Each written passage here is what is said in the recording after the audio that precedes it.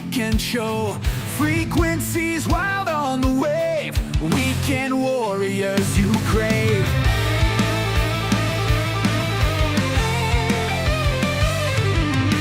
Static crackle, stories fly. Heroes born and never die. Ham radios, they never sleep. Tune in now, secrets keep. Weekend warriors on the line. Echoes of a battle sign. From the front lines to your ear, here's your show now loud and clear.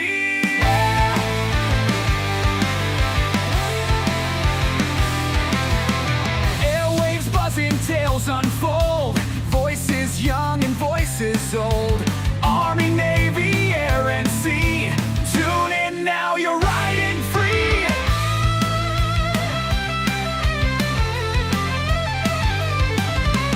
Mic on loud, our crowds roar. Every tale you can't ignore. Through the static, truth will shine. Tune your dial, it's time to ride. Weekend warriors on the line. Echoes of a battle sign. From the front lines to your ear, here's your show now loud and clear.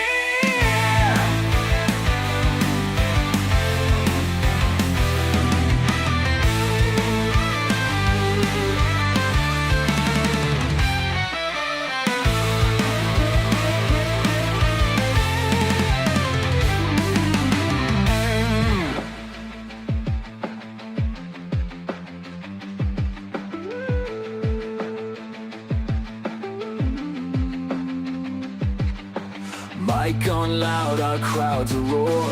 Every tale you can't ignore.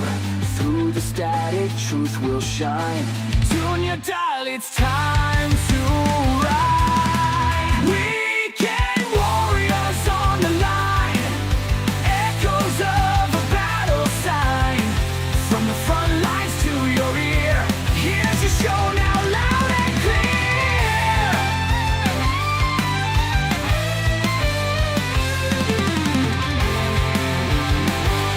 Weekend warriors on the line.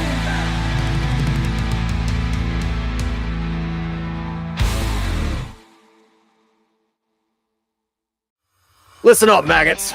This is the Grouch coming at you loud and clear with another edition of the Weekend Warriors podcast.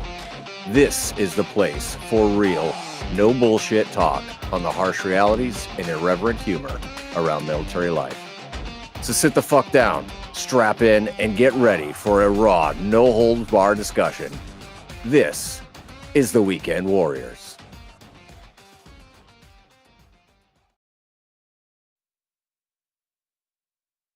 All right, and good evening, Warriors.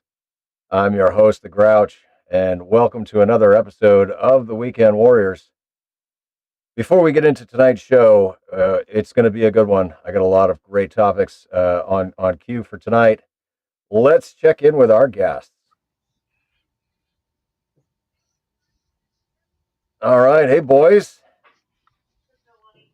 So tonight we got Cody.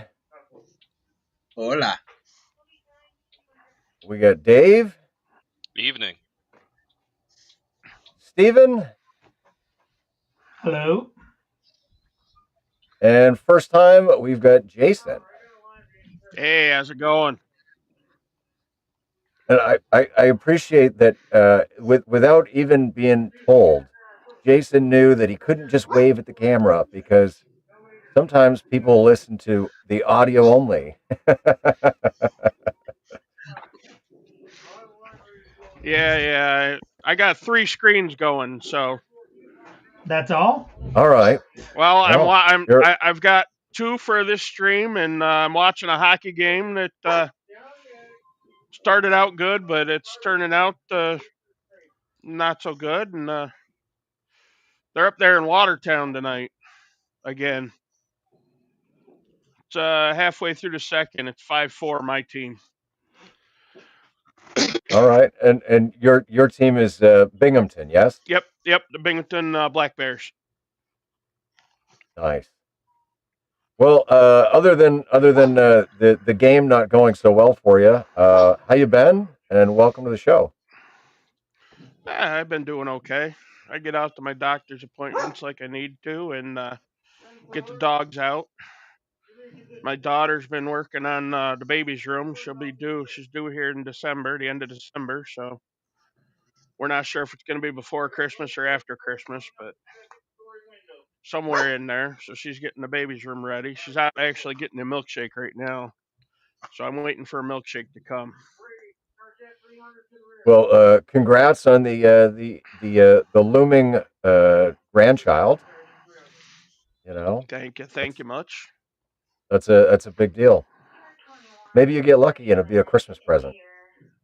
Yeah, maybe. Just as long as it doesn't snow and it's during the day.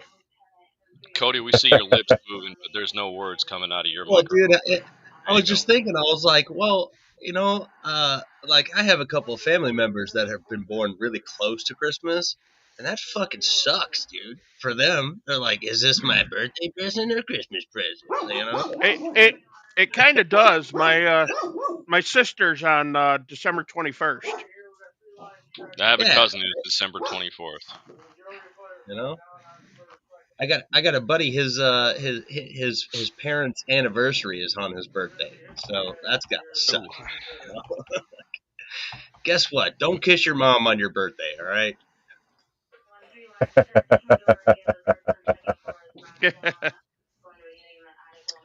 No, but hey, congratulations on the grandbaby, man. Yeah, Yeah. absolutely. Yes. Congratulations. I've got 7 of them. Well, this will be number 2. So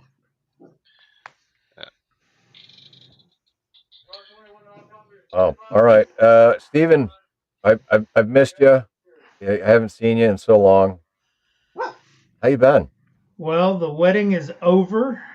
I now have a daughter-in-law, so that's 2 all. weddings and a funeral. Hopefully not. Um, so that's all over with, and little man is now a husband and back at work from his semi honeymoon. They did a little weekend getaway, and they've got a cruise planned for next year sometime. So everything's going good. Nice, good to hear. I'm glad you were able to make it. This should be a good show. I'm sure. I'm sure you've got a lot of wonderful insight and opinions on the topics of the evening. Me have opinions? All right. What about you, Dave? How you been? Oh, I've been pretty good here. Yeah, not much has happened in the past couple of weeks.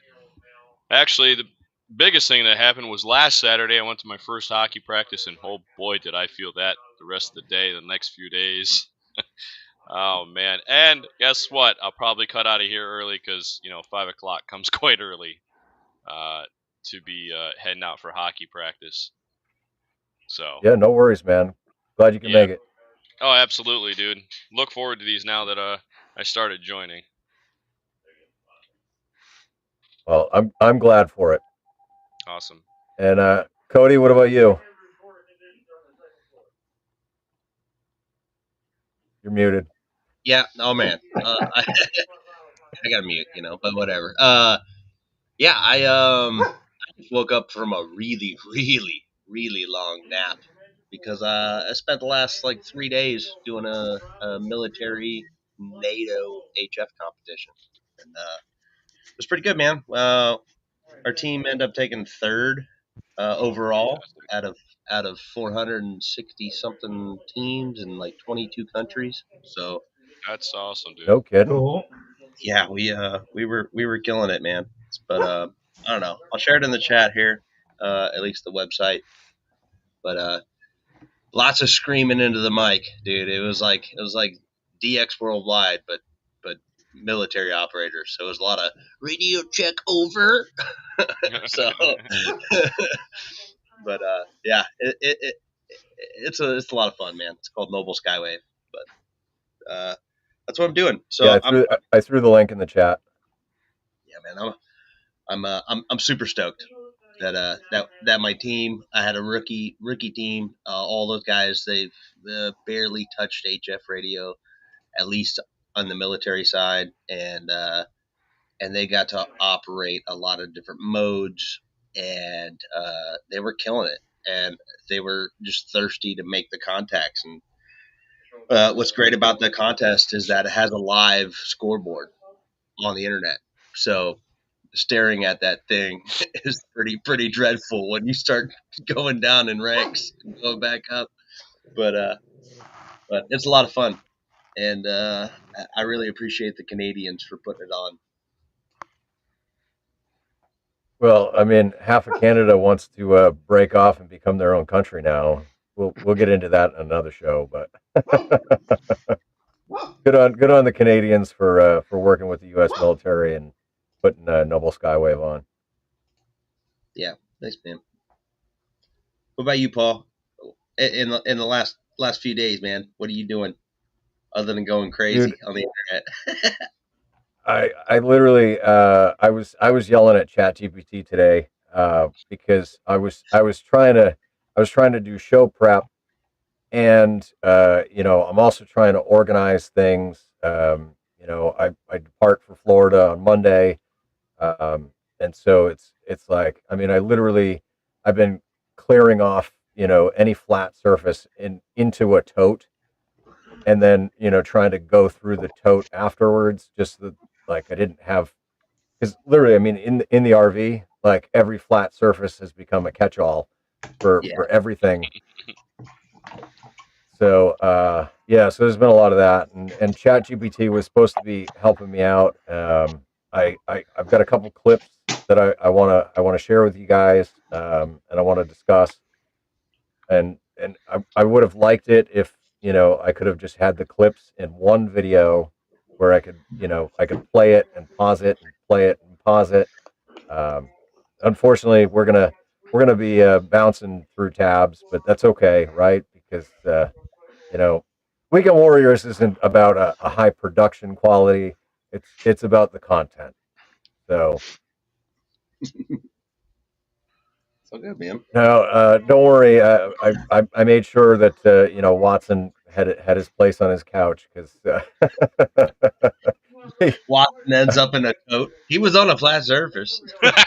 uh, dude, it was hilarious though, right? So I made a couple trips, to the man room and to the shed. I grabbed some things that I wanted to have in the RV, and I just threw the stuff in here, and so there's just piles and piles of things, and I had him running around the backyard, and I brought him in because he just wanted to be with me, and he was like, what the fuck, Dad? Like, what the hell, man? Like, this, there's no room.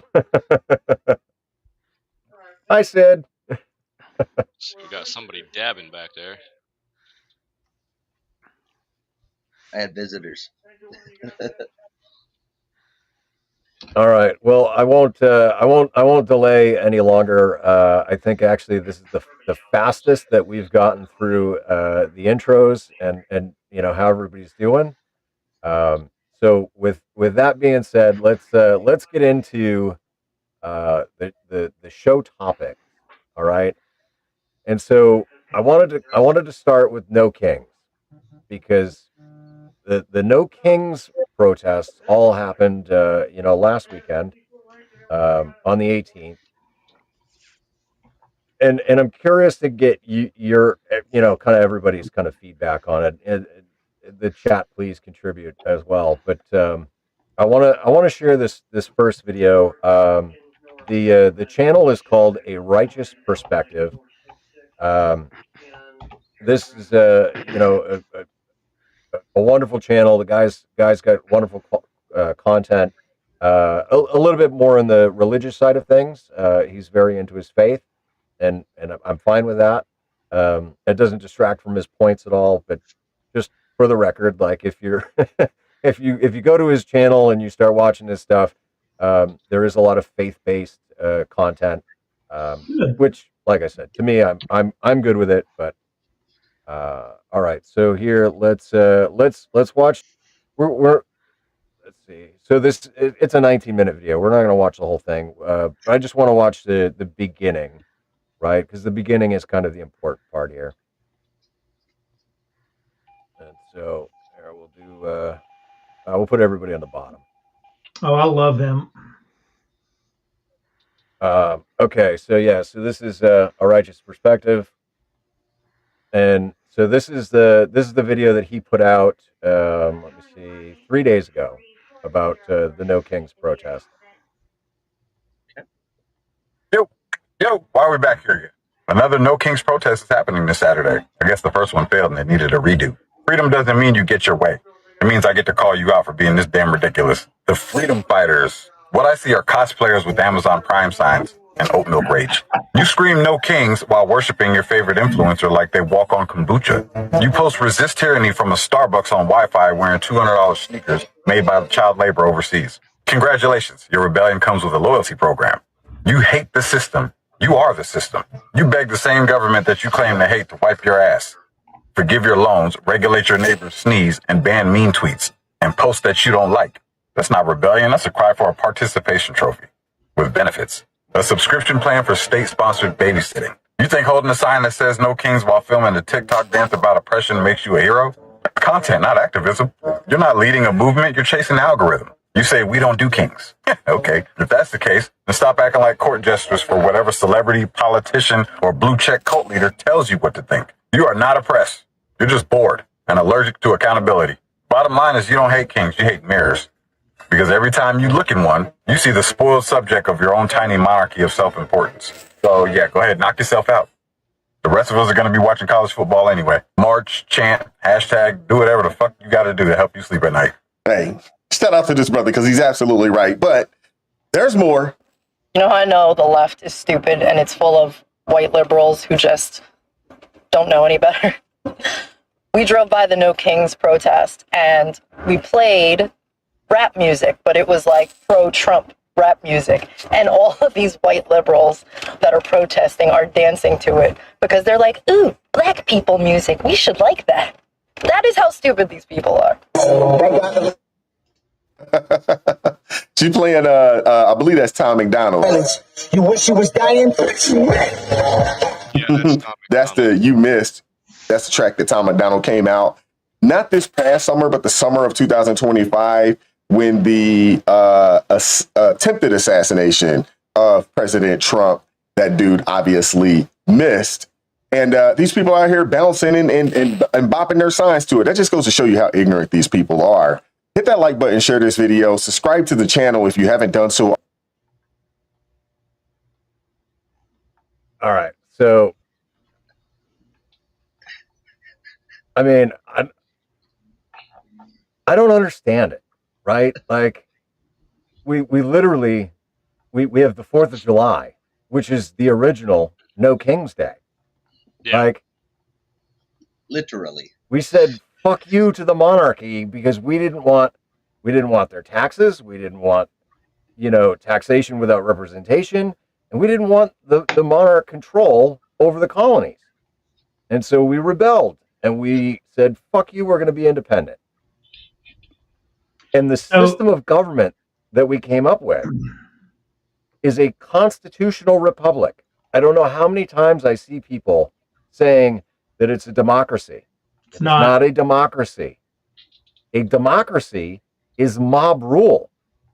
A constitutional republic, the Constitution, is there to protect the individual and the individual's rights. It is not a democracy.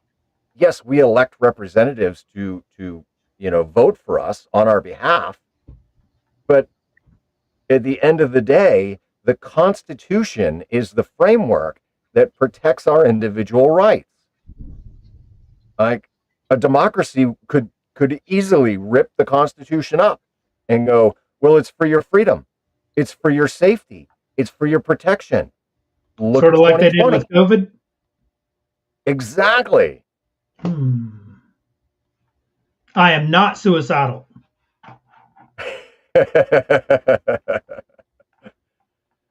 I'm glad you're not, because if any of us ends up suddenly committing suicide, there should be questions asked. Oh yeah. So a little bit of history about no kings. It according to the search of internets, it began on June the 14th of this year with over 5 million people across the United States and 20 foreign countries protesting Trump's birthday. And then the second one was on October the 18th. And then the third one just happened the other day or this past weekend. Yeah, so that coincided with Trump's birthday. Happened to be on Flag Day. Yeah. His birthday is the same day as Flag Day. The country's been around 250 years before he was even thought of. No, he planned that. No, they had been celebrating. Wait, well, no, wait. He planned. He got with his parents and had them have his birthday early. Oh yes, that's right. He planned it. Yeah, you got that right. I mean, yeah. Oh, we better explain sarcasm because there's a fuck ton of people in this beautiful, wonderful nation of ours that don't understand sarcasm, especially our sarcasm. Yeah. And that celebration for the nation had been, I guaranteed, been planned for decades because it's a big anniversary for our country. So this 250 years. They didn't just come up with this within the last 5 years. I guarantee they've been planning this for many years. No matter who was in Oval Office at that time, this celebration was going to happen. Oh yeah. Oh, hold on. We just fucking fact checked something there, bud. Uh-oh. Okay. The old fucking Google machine. No. I get it. Let's protest. All right. It's Trump's birthday. But as Steven said, it was Flag Day. Okay. Who was the president? Who was the president that implemented Flag Day? It was Harry S. Truman, who happened to be a Democrat. So let's fucking stop talking about fucking left side, right side, whatever the fuck. Right, absolutely. Like, I'm sorry you were born on this day, right? I mean, yeah, exactly. We just had during introductions, like, it sucked to be born on Christmas because you never get a birthday and a Christmas present. So, all right. So hold on. So Truman was the one that put Flag Day as an official federal holiday. Technically, it was the guy before him, but yeah, actually, implemented it. Yes, it was Truman. Because Truman also did the major reconstruction of the White House, which if you've been paying attention at all, to freaking anything lately, the ballroom has finally broke ground. Look, speaking of that, have you seen Tim Burchett, my congressman? Have you seen his ex spat with Hillary Clinton? No, I have not. Oh my God! You got to pull up Tim Burchett's X account. So Tim, apparently Hillary got on making a comment about it being the people's house and not Donald Trump's house.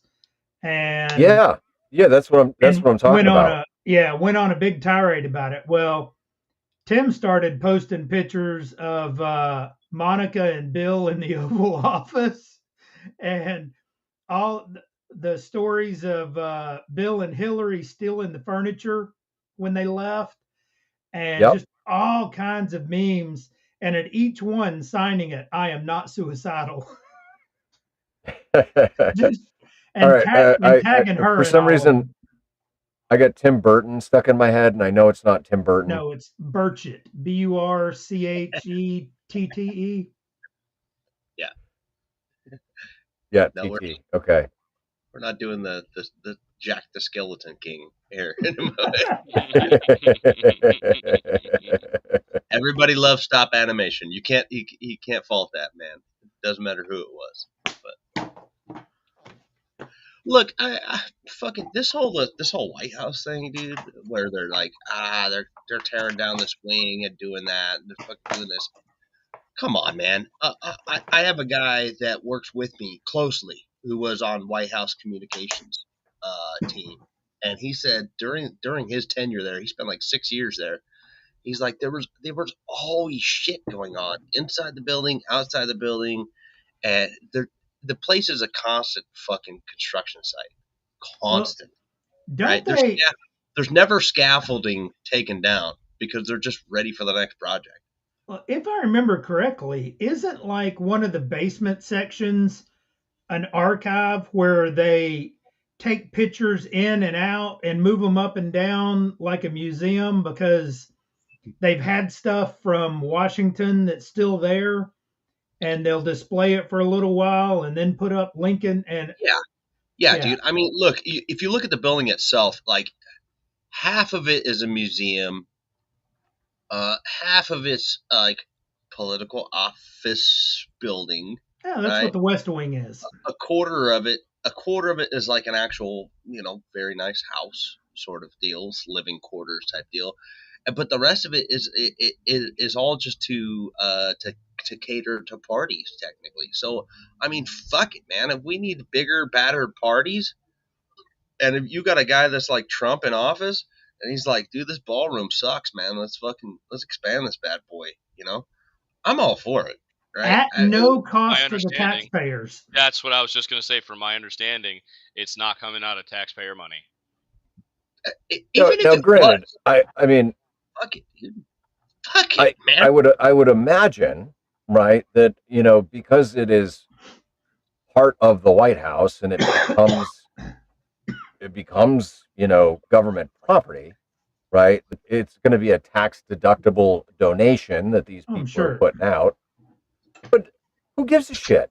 It's not coming out of our pockets. Give them the tax break for fucking building it.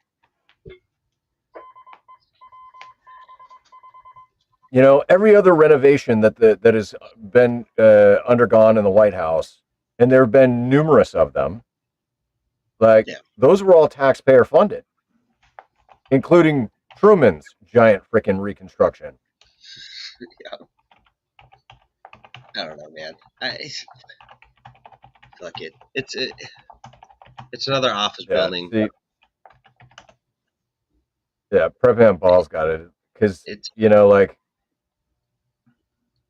I just don't. I don't understand the insanity. That's what I don't understand. Like, how is it that more than 7 million people took part in this No Kings protest,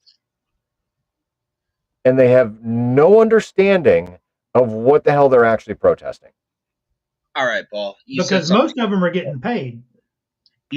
Okay. Both of you said something important. Paul, you said how does 7 million, and then Stephen, you said most of them are getting paid.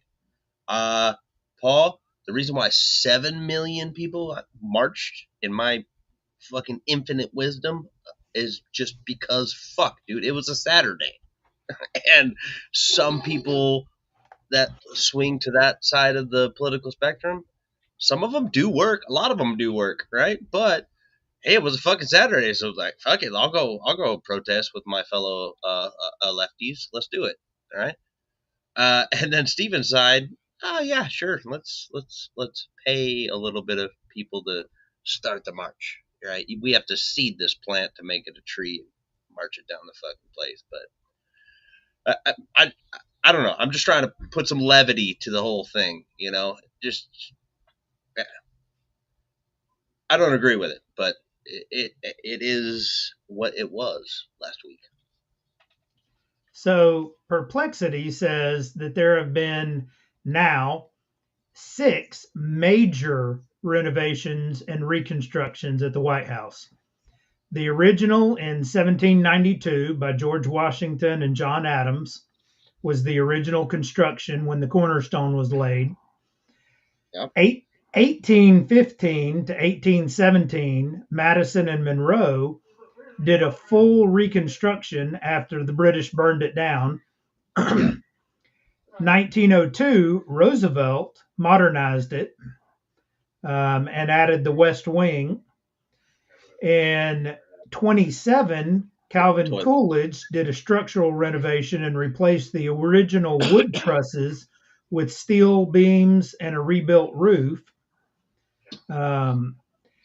48 to 52, Truman did a total interior reconstruction.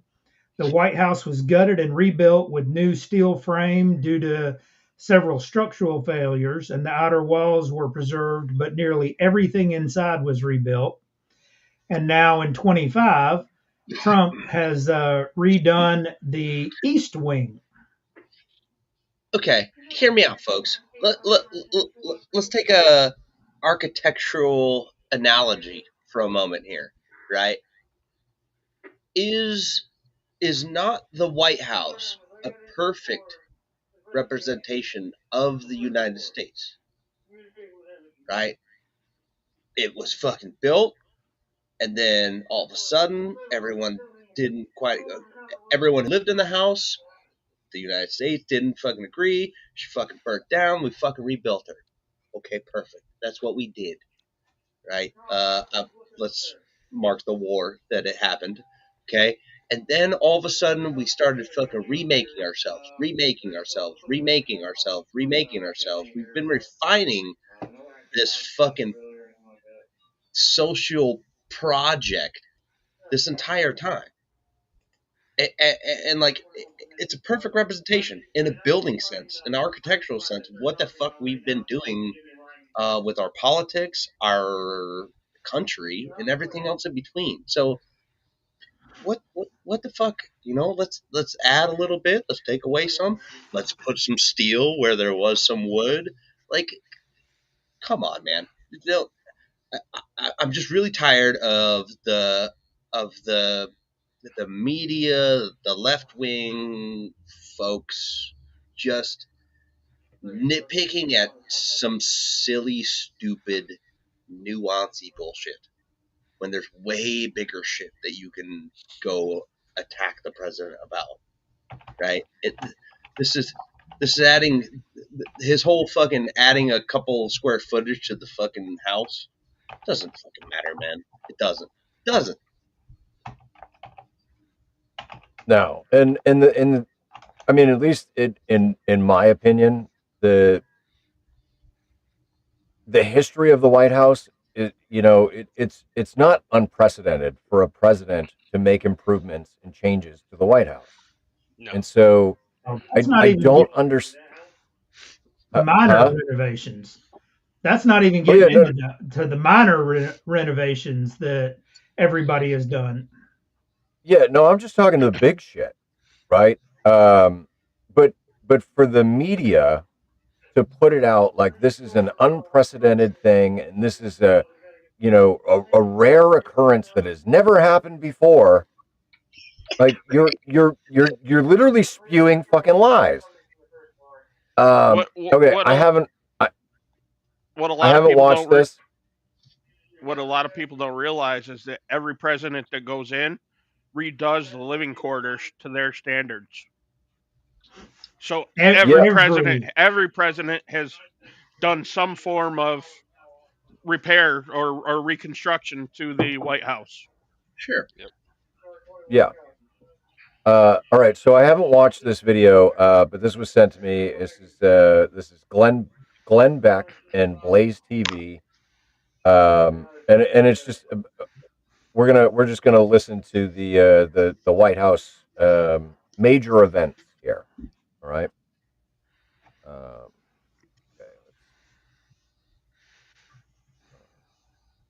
If you're watching The Blaze, I'll take you through it on radio, but if you're watching The Blaze, this is fabulous. The White House at whitehouse.gov has just put together a major events timeline, the history of the White House. 1791 to 1800 design plans commence for the White House. Then the rebuilding after the War of 1812, after the fire that the British set. Then the addition of the South Portico in 1824. Then addition of the North Portico, 1829, 1830. Addition of the West Wing, 1902. 1909, addition of the Oval Office. 1913, addition of the Rose Garden. 1934 to 42, the addition of the East Wing. 48 to 52, total reconstruction of the White House. 1970 to 73, addition to the briefing room. The next on the timeline, 1998, the Bill Clinton scandal. President Bill Clinton and his affair with the intern Monica Lewinsky exposed, leading to the White House perjury investigations. Oval Office trysts fueled impeachment for obstruction. Then 2012, the Muslim Brotherhood visit. Obama hosts members of the Muslim Brotherhood, a group that promotes Islamic extremism and has ties to Hamas. Then 2020, the addition of the tennis pavilion. 2023, cocaine discovered during the Biden administration. Then 2020 the picture for that one is fantastic. It's fantastic. It's a picture of Hunter Biden in the bathtub. Yeah, holding his nipples. And then 2023 to 24, Trans Day of Visibility. Oh gosh, yeah. This picture is not as great. Then got 20, kind of the same pose though. It does. Hunter Biden. Then 2025, North and South flagpoles are installed. I mean, it is. All right. Dude, Yeah. Beck has no filter. That dude's a fucking. Oh gosh. Beck is a fucking savage. That's fucking wild. So great.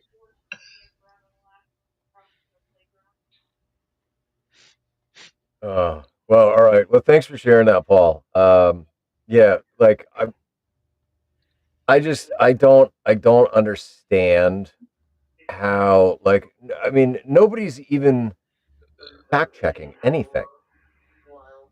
You know, and I've watched so many videos in preparation for this discussion on, you know, like street interviews of people that are at these protests, and it's, oh, okay, so you're here protesting civil rights or human rights, right?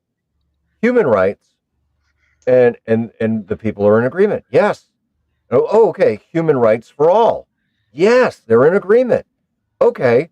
Well, what about newborns or you know, children in the womb? Oh, well, no, there's no human rights for them. Like, but those two things don't jive, you know? And then, oh, well, Trump is a fascist and Trump is a dictator and Trump is, you know, Hitler. Really? I mean, show me the concentration camps. You know, show me where, you know, people are being gassed and killed in thousands upon thousands of people to then grow to be millions of people. Like, I don't understand the logic. Like, there is no logic. That's what it is, right? There is no logic. Hey, Paul, Go. I have a retort. There has been, I've noticed in the last couple of years, fucking last two presidencies, 3 presidencies, I have noticed that if both left and right, they're putting these words Nazis and this agenda into stuff, and I hear all these kind of buzzwords going on, and there's some truth. I believe truly there is some truth to some of the ideas behind the rhetoric and where potentially we could go, right? But what I find in contention in understanding some of the rhetoric for both left and right is that I watched with my own eyes a lot of historical things being pulled down, statues, things like that, right? Stuff about like, hey, let's not talk about the ugly part of America, this Confederate thing, and let's delete some of that type of fucking part of our history, statues inside of parks type shit, and let's just ignore that ugly truth. But but when we want to bring up history, we'll bring up the most notorious folks that were around. And I just find it fucking just so excuse me. Ugh. Hold on, Hypocritical. the PBR is kicking in. I find it so hypocritical that folks on all sides of the spectrum will be like, fucking, you know what? Let's delete this part of history. Let's ignore that. Let's change our own history books in school. But then when it becomes a political fucking leverage thing, they'll be like, you sound more like a Confederate, or you sound more like a Nazi, or you sound like this. I'm like, bitch, the last fucking almost 12 years, you all have been trying to erase all of the nasty parts of world history, including our own as U.S. history. So you can't do that. You can't. It just doesn't work, right? It doesn't sit right with people that have ever read a book with pictures, right? Gotta be with a picture. Okay. Fucking, all right. I did graduate high school, but I spent 4 years in freshman English. All right. So I'm not the best. They break out right? the crayons? Yeah, dude, I was 25 till I figured out what a fucking comma was. But I will tell you this, I have read and I can understand a few things, and especially the pictures help. But come on, let me fucking understand why exactly you have this snowball effect of trying to erase history, but then not take the old version of the old adage, if we do not learn from history, it is destined to repeat itself. Right. Well, you all did that in the last 12-ish years. Mm-hmm. They changed military base names, all sorts of bullshit, right? God, yeah. And then all of a sudden, in the last, I don't know, since fucking inauguration day, fucking start throwing this like, hey, you're a Nazi, or hey, you're a fascist, and all these other fucking terms and shit around. And I'm really frustrated. I'm like, hey man, just fucking read. Just read for a second. Don't read from fucking Blue or Threads or Fox News or anything else. Like, you notice I'm going across the spectrum here, right? Don't do that. Do your own right? independent research. Yeah.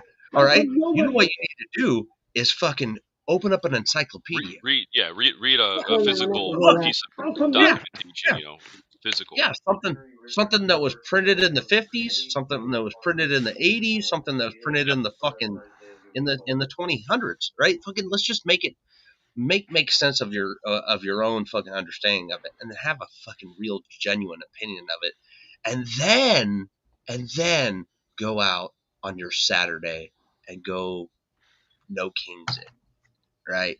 That's what should really fucking happen. No, everyone's stuck in their phone, licking that motherfucker attention to it, and they're just like, that's what they go for. It drives me nuts, man. I think everyone in the Senate and the House needs to read the Constitution. Yeah. Most of them don't know what it says. Clearly, right? Yeah. Yeah. Absolutely. Hold on. Well, let me come back. Let me find the clip on that. Paul, I just put a clip in there. Glenn Beck talking about Thomas Jefferson's original writings, the original first draft of the Constitution. It's the first draft. Okay. All right. So while I'm getting that up, I tried really, really hard to 100% thoroughly fact check this, but I couldn't come up with anything that disproved that the Boston news outlet used footage from from the Boston Marathon What? as their No Kings footage. Yes. Okay, and so Oh, a righteous perspective here. He touches on it real quick, and he shows the clip. So I just want to play that real quick, and then I'll don't, pull up don't, Stevens. Paul, don't do that to me, man. Are you serious? I saw that. People. They're not serious people at all. Now, you know it's bad when mainstream media is using a clip from a previous Boston Marathon to show you how many people pulled up and showed out for the quote unquote No Kings protest. Listen to this. People I know who are there. This is an older crowd. There's not a lot of folks, and granted, it's a big crowd here. I'm not good at estimating, but it's definitely over 2,000, maybe close to 3,000. We can't see everyone, but it's an older crowd. A lot of white hair. You This see is out an there, older Q-tips, clip. as we used to call them in the business, and they're out protesting, and not a lot of young people. And also, again, portraying this I hate America idea that this is what this protest is about, showing people who are boomers and middle-aged out taking time from their day on a Saturday to come and protest and be heard at the nation's oldest public park, Boston Common. A lot of the problem that I mean, just look at this freaking lady.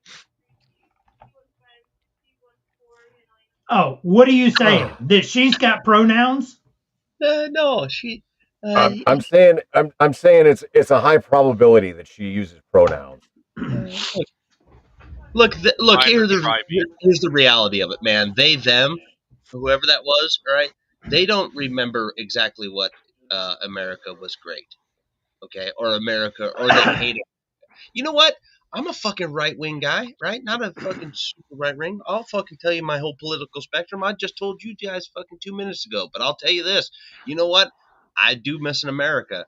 I miss an America where when I drive up to the McDonald's drive-thru, right? They fucking throw so much ketchup in the bag, and I gotta fucking fish through that fucker before I had French fries, right? I Yep. miss that overconsumption thing, that essence of like we are so awesome. We are so awesome that we can fucking do that. We can throw 3 fistfuls of ketchup in the bag. That's what we're fucking missing, man. Okay? I don't care if you're left or right. We all miss the goddamn ketchup. We all miss the fucking best part of consumerism that was what made it fucking greatest. Yeah, So post 9/11. we need to get back to that, man. Fuck. No, not post. Pre 9/11, dude. You said Rabbit Ham says post 9/11. Well, I mean, yeah, we did all come together as just Americans, absolutely. But what Cody's saying is definitely before that. You know, when you could do shit like that. We could. Yeah. The corporations, okay, at the bottom dollar. I mean, because we're consumers, right? We're the fucking largest consumer on the planet. But that's what makes us great. We pull in every money and we fucking spend money.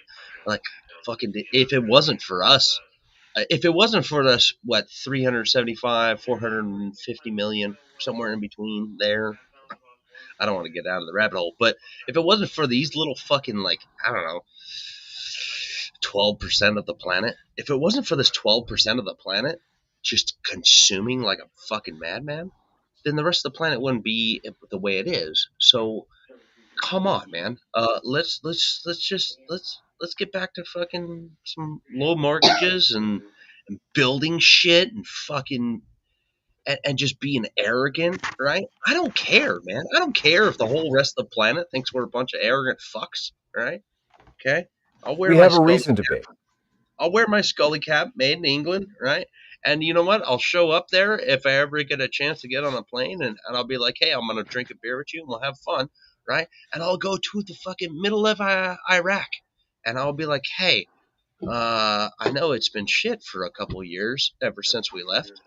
We weren't putting a bunch of money into your own politics and everything else, but I want to share a beer with you. A beer or a falafel, because whatever. But fucking let's make the whole planet a fucking melting pot again, dude. Yeah. Of course, you had sour ingredients in there to make the melting pot, but the shit was burning. It was, and it was fire and vigorous, and it was everything else in between. But now, it's wild, dude. Why the fuck Why the fuck does some insignificant, weird little country in the far reaches of the planet so conflicted and confused and worried about what we're doing here? Why does that happen? Why does that happen? Because America is the fucking best thing since sliced bread. Fuck, we invented it. It's so great that all the people that fucking hate it don't want to leave. Yeah, well, How many and times I they actually, said they was going to leave when president was elected, and guess what? They're all still here.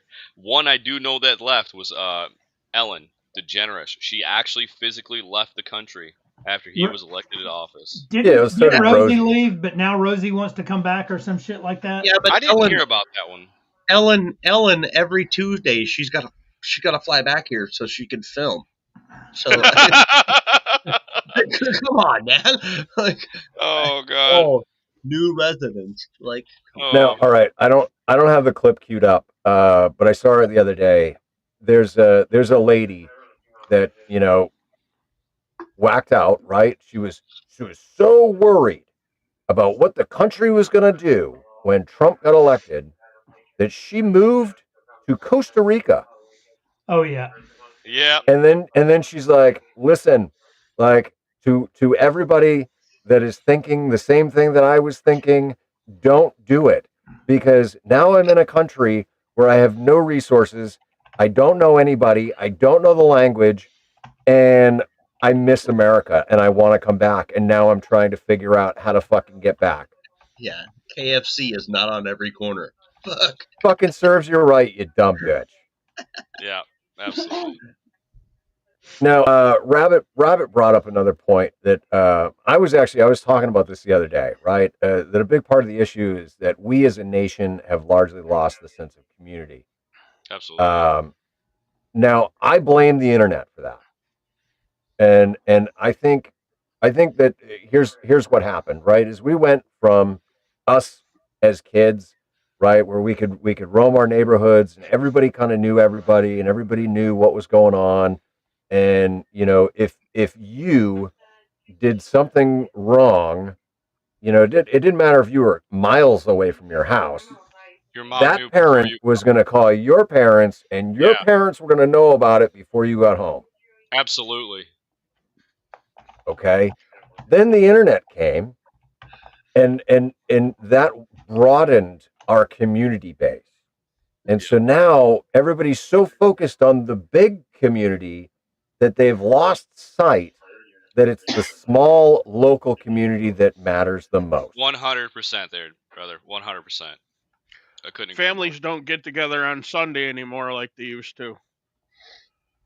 Yeah, I mean, I remember growing up, like we would go to church Sunday morning, and then after church we went to my grandparents, and we would hang out at my grandparents, and we would have dinner with them, at like 3:00, and then we'd be home by 5. But yeah, every week.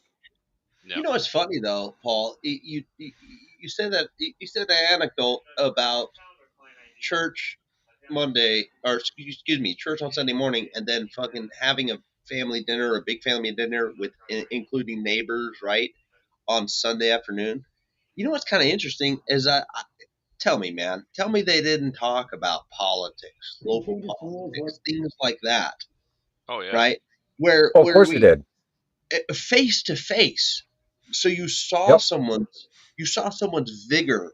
You saw someone's fucking like true demeanor, like their attention, their passion to certain things when they brought up a topic. But most of that was local politics because that's what affects everybody directly is the local politics. You got that right, Jason. And most of them didn't care about national politics because it didn't affect 9 out of 10 of them. Yep. Yeah, right. Like everyone was watching Watergate, and they're like, well, cool. Do you see what's going on in Washington? Oh, cool. All right.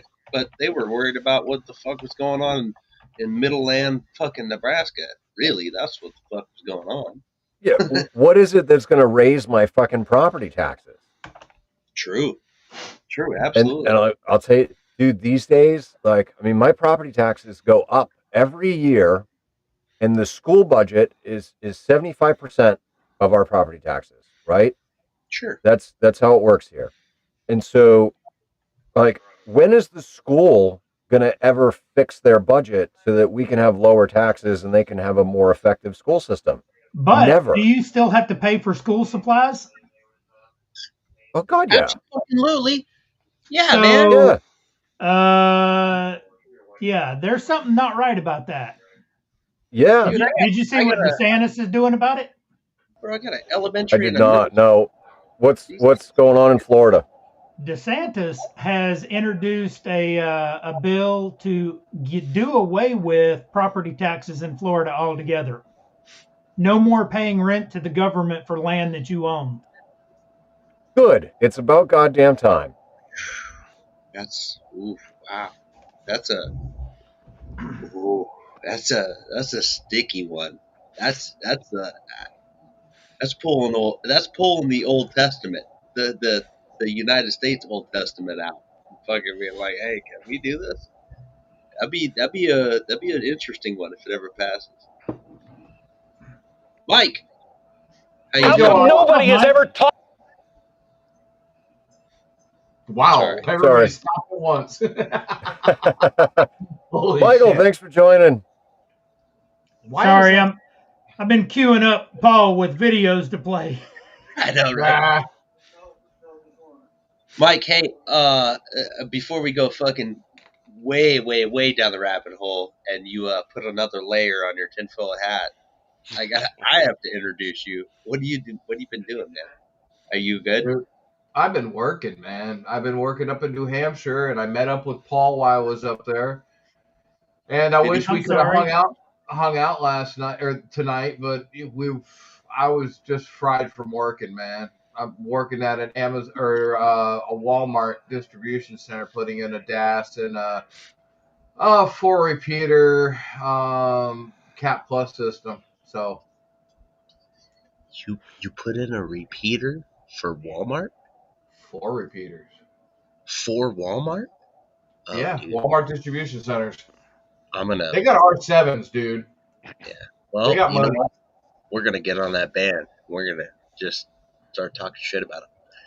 Hey, if you want, I get you the frequencies. When you come to New Hampshire, you can rag shit on them. I got a spill on aisle 5. That's clothing, motherfucker.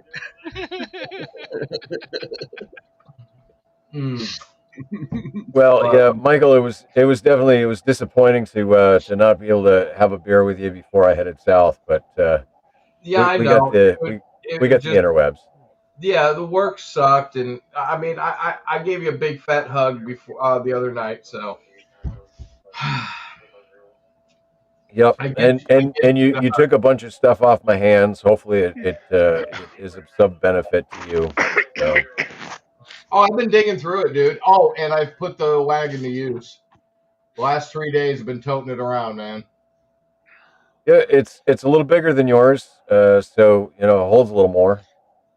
No, I was thinking about getting into it and having one of the guys push me down the aisleways. Everything's huge, dude. How far south have you made it, Paul? I haven't left yet. I leave on Monday. Ah, okay. You're going down 95 or? Well, 95 on and off. I'm trying to avoid cities and congested areas. So I do a lot of planning ahead of any of these trips, just to make sure that I'm taking a good route, that I'm not going to run into any low clearances, and I'm not going to get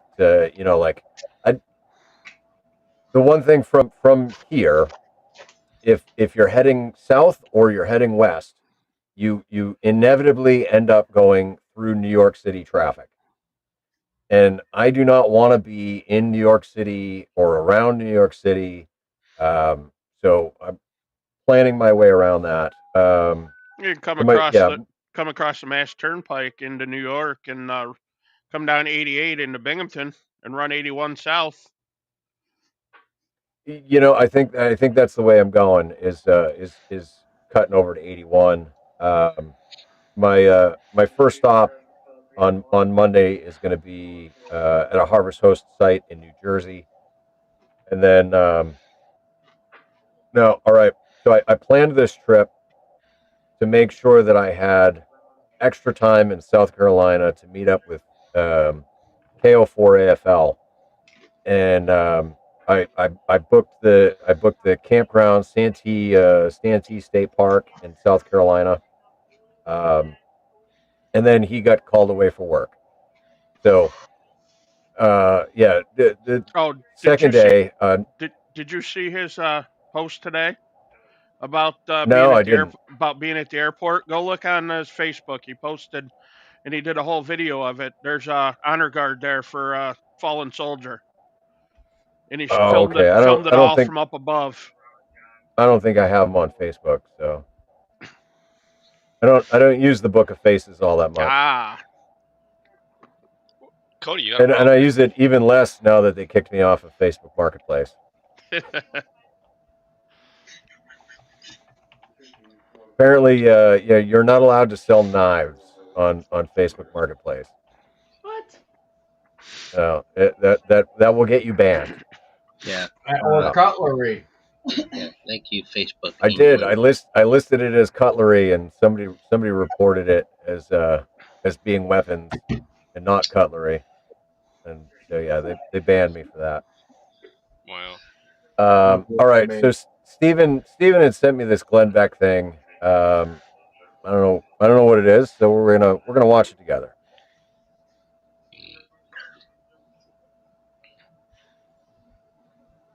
Taught you what Thomas Jefferson wrote in the first draft of the Declaration of Independence, where he is making an impassioned plea to stop slavery. How could you possibly listen to Thomas Jefferson say all men are created equal when he had slaves? He didn't really believe that. This is the last usurpation. His handwriting even changes when he writes this. He's passionate about this. And he, the king, has waged a cruel war against human nature itself, violating its most sacred rights of life and liberty in the persons of a distant people who never offended him, taking their life and liberty and captivating and carrying them into slavery in another hemisphere, or to incur miserable death in their transportation. This piratical warfare, the opprobrium of infidel powers, underlined, is the warfare of the printed out, not in script, underline, and bold. This is the work of the warfare of the Christian king.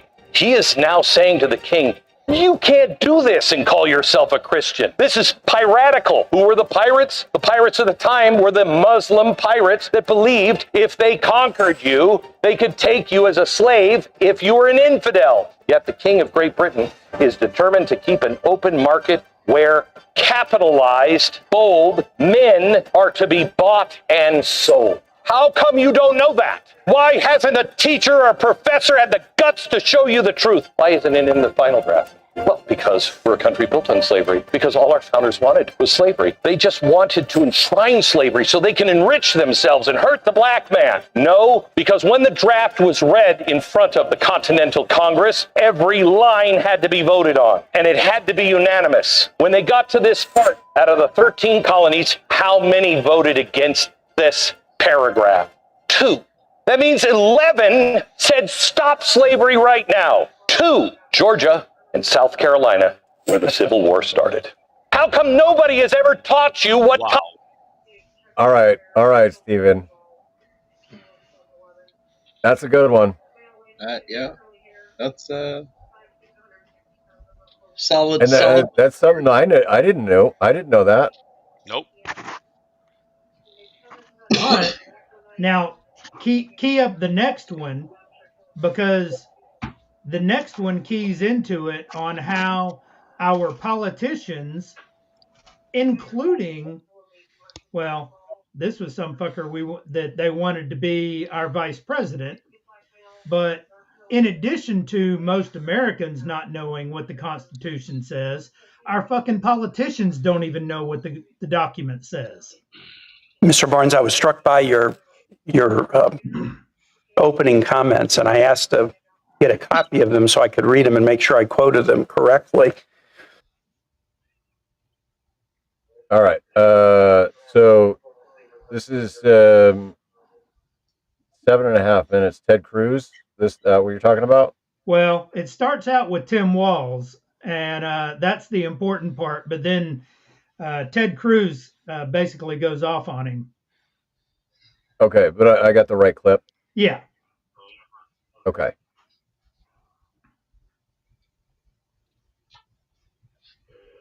Comments, and I asked to get a copy of them so I could read them and make sure I quoted them correctly. You state, and this is a quote from Secretary Rubio, our rights come from God, our creator, not from our laws, not from our governments. I find that very, very troubling. I'm a devout person. I was a missionary in Honduras. We've got other devout folks in this room, Christian, Jewish, Muslim, American. Fuck you. The notion that boy, rights don't come from laws and don't come from the government, but come from the creator, that's what the Iranian government believes. It's a theocratic regime that bases its rule on Shia law and targets Sunnis, Baha'is, Jews, Christians, and other religious minorities. And they do it because they believe that they understand what natural rights are from their creator. So the statement that our rights do not come from our laws or our governments is extremely troubling. I think the motto over the Supreme Court is equal justice under law. The oath that you and I take, pledge to support and defend the Constitution of the United States, not arbitrarily defined natural rights. I'm a strong believer in natural rights, but I have a feeling if we were to have a debate about natural rights in the room and put people around the table with different religious traditions, there would be some significant differences in the definitions of those natural rights.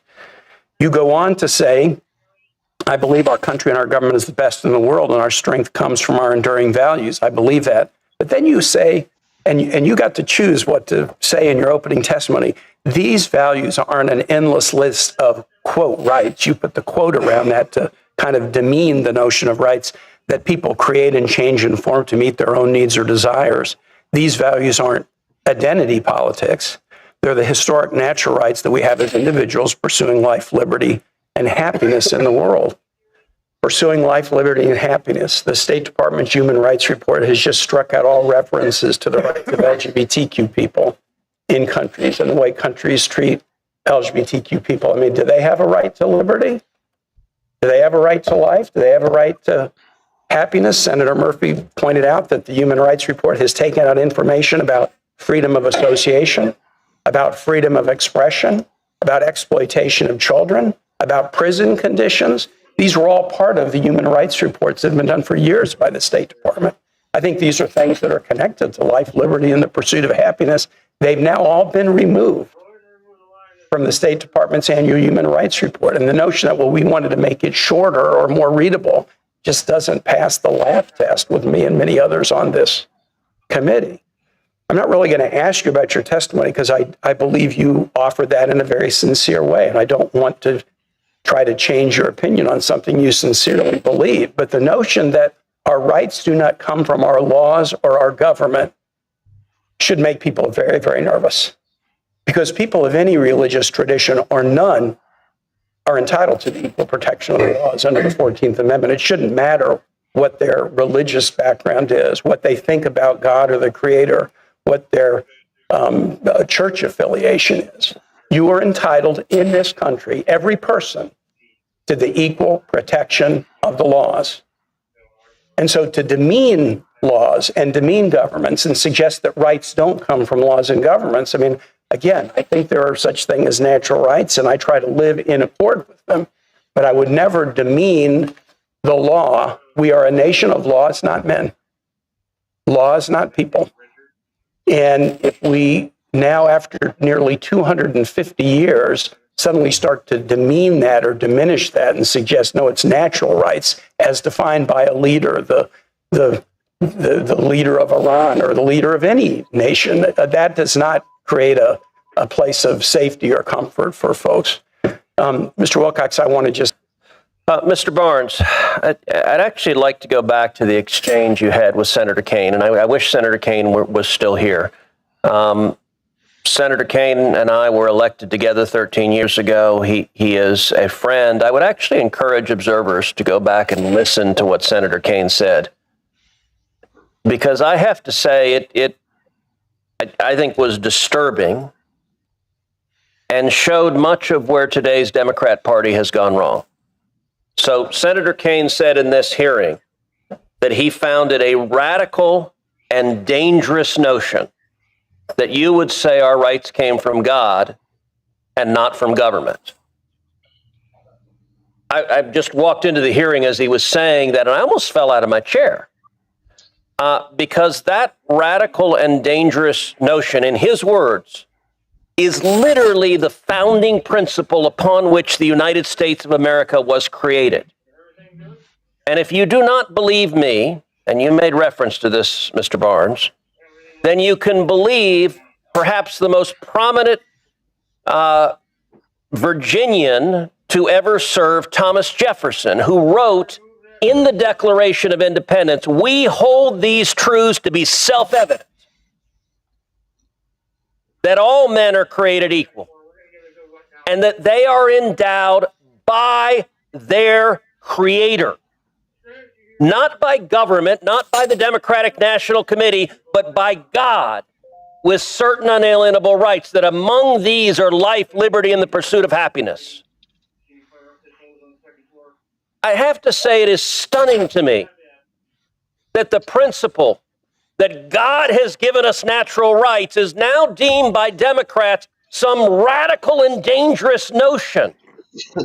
Mr. Jefferson was right when he wrote those words. Government exists to protect those rights. But slavery was not okay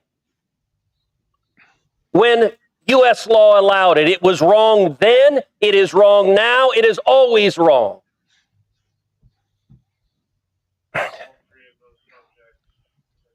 I guess I would just ask you, your role is going to be very much a role designed to defend human rights across the globe. Do you agree with what I just said? And what do you think about the concept that the founding principles of America are radical and dangerous? What do you think about that particular notion?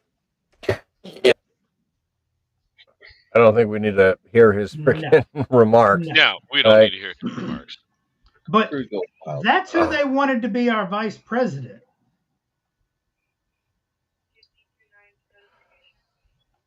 That should scare people. Yeah. I mean, here's the thing, right? So I grew up religious, okay? Like I was Roman Catholic. I have separated my ties with the organized religion of Catholicism because I disagree, and it's corrupt and it's flawed and it's created by man, and it's corrupt and broken. But that never negated my faith in spirituality. There is something greater than us. We are not the greatest thing that was ever fucking created. Just, I mean, look at the expanses of the universe and all that there is. Like we have still yet to explore all of our own planet, let alone outside in the universe. Like we would be foolish to think that we are the center of everything and we are the most important and you know the end all be all. No, there is a creator. There is something greater than us. And as long as we hold true to the values that this country was founded on, that yes, all men, and that includes the women, but we are all created with the inalienable rights to life, liberty, and the pursuit of happiness. 100%. So Paul, those original words lay the foundation of what we were supposed to create this nation on. But there's other words down the road that not not defined, but like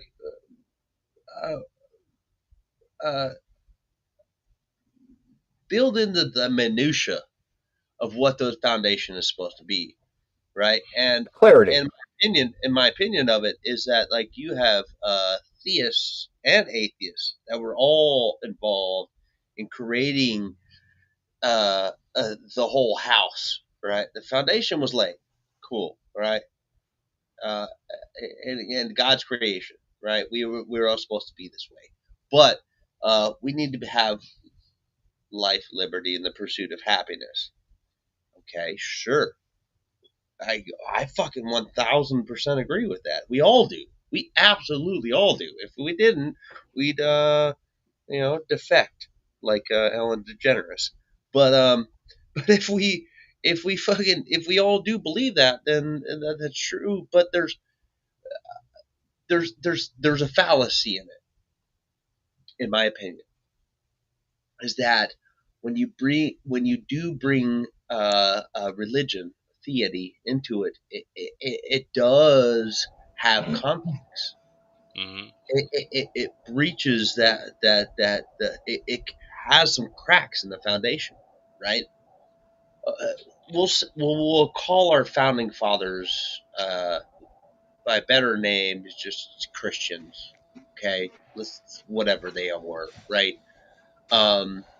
But they knew that this new country, this landmass, this abundance of fruitfulness had the ability to be something better than what the British government invented for them when they came here. So they laid down this like idea of like, hey, let's go with fucking everyone deserves to be a badass if they want to be, sure. But then certain religions have a dichotomy, a split, a sectionality of I don't agree with this idea, I don't agree with that idea, and next thing you know, right, you have conflicting foundational religious beliefs do not that do not coincide with the original beliefs of life, liberty, pursuit of happiness. Or maybe the pursuit of happiness is the caveat. The pursuit of happiness may be that I am happy within my certain religion. I am happy within my idea that my religion is superior to another. Or my religion does not condone the other religion's beliefs, so on and so forth. That's where the founding fathers kind of probably didn't put into the idea of like, hey, we're going to have a bunch of people that will have the Muslim faith, right, of Islam. We're not going to have people that have a Buddhist faith or something, right, of all these other religious things. So the separation of church and state is muddled. Bad. It sounded good in the original context when it was a bunch of fucking kind of old white dudes like in the fucking 1700s doing their thing, right? But when we start doing this melding pot thing, it just gets it gets very convoluted and it's just shit gets weird, right? And the next thing you know, you have people that should be doing all this stuff. If every religion, I know you all, I'm going to give you a second. If every one of you all with your religion, if you bring it back to its founding ideas, it does coincide with life, liberty, pursuit of happiness. So long as you live well with your neighbor. Live well with your neighbor. Yep. I'll let Michael go first, and then I got some comments on that. All right, so if we go back to the Bill of Rights and the Constitution, the separation of church and state, when that was written, where did they come from? They came from England, and the Church of England had a huge influence on the government. It was the government, because they didn't have a pope, that was Roman Catholic, but the Church of England, the Or if you go back through English history, at one point the Pope was a major influence in the monarchy. Yeah, well, correct. I'm talking about later, not I'm talking about the 1700s, etc. No, you're 16, talking the 1700s. medieval. You're talking about the medieval times where the church was technically running the whole bitch. Well, Right? they She was still running the whole. were. The church was still running the whole bit into the 1700s and early 1800s. Had a huge influence. But the reason why the separation of church and state came about was because they did not want a state-run religion. They did not want a government religion. You had your choice of whatever you wanted to do, and they wanted to make sure that there was not a state-run religion. First And Amendment.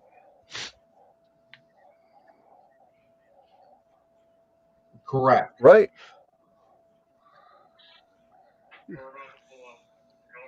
But yeah, that was the separation of church and state.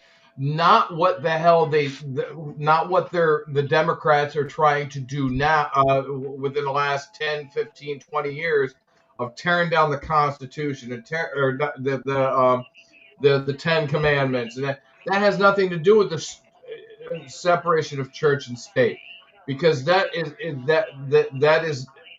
not the church telling the state what to do. That was showing what our forefathers were saying. This makes sense, but it's still not going to be a state-run religion or a religion-run state. So that's Yeah. why there was the separation of church and state. But they're running around. Oh, you got to tear all this stuff down. You got to tear down the 10 Commandments. No, that's what our laws were built on. A lot of them were built on the 10 Commandments. Thou shalt not kill. Thou shalt love your neighbor as thyself, etc., etc. We can go down all 10 of them if we want, but that's what they were built upon, was the 10 Commandments. And even in the courthouses, the 10 Commandments were in every courthouse from freaking Maine to California. Then all of a sudden, oh, we got to have the separation of church and state because the church is influencing this. Bullshit. It No, was you're right, Mike. never like You're that. right, It was Mike. never intent to be like that. You're right, Mike. There is a muddling of the verbiage that goes Oh along yeah. with what what what what what foundationally our rules are within the government, and foundationally our rules are within Christianity, right? And we'll go with that, right? But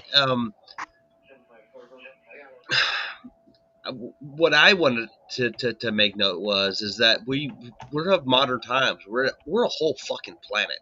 I mean, shit, we're a whole planet, right? Right now, we could totally have a person in Pakistan watching this video. Yep. Right, watching this thing, and and their religion is pretty fucking pretty damn close to Christianity as well. It really Not even remotely close. If you've ever no, it read is, the man. if you There's ever so many read the goddamn Quran, it is similarities, nowhere near it. but there are so many similarities that do happen, right? But There are similarities. There's some other nefarious things, all right? I mean, given one side, right, that do not allow certain religions to coexist, and that's the problem. And it's like, fuck, we're the best. America is the best social experiment that ever happened on the face of this planet, right? This stupid little fucking rock floating around the fucking sun, right? But when we get into this weird shit, right, where we're like, well, I kind of believe that, and I kind of believe that, and I kind of believe that. That's cool. You're allowed to over there, and you're allowed to over there, and you're allowed to over there, and that's so cool. And that's what America thought was important. you're allowed to believe those things. Fuck over there where you came from. But when you come here, you have to kind of coincide some sort of amalgamation of what the founders did.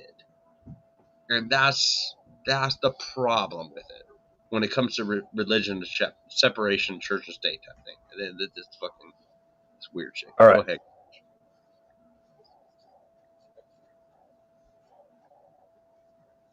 Oh, all right. Hold on, Rabbit. You're in the green room, so nobody else can hear you.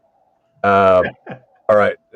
Before I bring Rabbit in, okay, Cody. I just want to point this out. Okay, the First Amendment, the very first one of the tenets of the First Amendment is freedom of religion.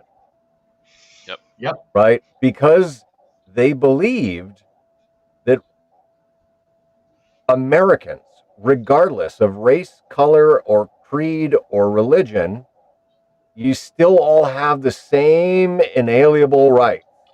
Yep. And if you want to practice your religion and it's not impeding on anybody else and it's not negatively affecting anybody else in any way, then you have the right to practice your religion in any way that you see fit. Right. Okay. Okay. All right. So for the first time here, we've got a civilian perspective coming into the group. All right. And so here, let's welcome Rabbit and 3SMD. He doesn't look Thanks like for a jumping in.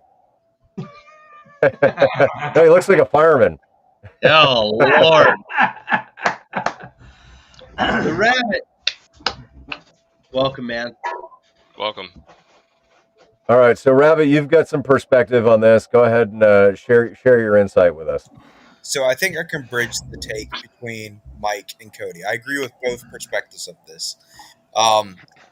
Where, yes, as a society, we do need to come together and kind of, hey, you have a perspective on this, you have a perspective on this. We both agree on moral values of, hey, this is wrong, this is right, kind of take on this. But if you, Tim Pool just had a podcast come out like yesterday, day before yesterday, and he brought up a very good point about this. Is our country, whether it was based off of Catholicism or Christianity, what the other the other religion was, it was Catholicism based. That's how our country was based. That's how our Constitution was written. Was Christian principles of respect thy neighbor, freedom of speech, don't kill one of another, the Ten Commandment base. Back then you had Catholics, you had Protestants, and the other P. I'm sorry. Yeah, the Mormons, Catholics, Protestants, and Quakers. Right. Quakers, the Christian Yeah, principles, all right. Ten Commandments. Right. You Essentially the same. Yeah. Now, understanding that that's how our laws are written is based off of Christian principles and coexisting in our society. That's how, whether you're atheist or Christian, we all understand that that's how the principles of our laws are written. And when you start to allow a mass exodus of people come into the country and they don't necessarily follow the same principles of Christianity, is where you get this big separation that happens. And like to Cody's point, come into our country, you have a different view, you have a different opinion of this. That's cool. Right. As long, go ahead. Do that in your own house. Right. Absolutely. I completely agree with you, brother. But your next door neighbor, believe them and their views. Come on. What the fuck? There has to be more. I see your point of view, and here's my point of view. And I'm going to throw in here that I was a Christian, reborn, and now I'm walking the life of the Norse pagan. I feel more connected with nature and being outside than the dogma that is out there today. put out there by the Bible. Now, my girlfriend and I have been listening to all sorts of different perspectives that have been going across the interwebs. There's people who been out there for years, but there's also how much of the Bible has been watered down since say 1611 when when the King James version came out. Okay, so when that was King written, James did water down the Bible and okay, completely right, rewrote it. right. So and even from then on, every version has watered it down every time, right? So there are so many things that are missing. Even in the, like you just said, Stephen, that the King James version, I guarantee if we were to try and find those documentations, The closest one you'll get is Nigeria. The Nigerian yeah, copy of the Christian Bible is the closest one you'll get. Ooh, right. good job, Rabbit. But yes, Sorry, Grouch. Dave, to your point, yeah, you're absolutely right. But again, with your religion and everybody else's, whether it be Muslim, Jewish, we all have the same ethical and moral understanding of, hey, you don't assault a female, or Yeah. You, respect thy neighbor, and Yep. those. There's one religion that you can't throw into that category. You're right. yeah, You're right, Stephen. You're absolutely right. there's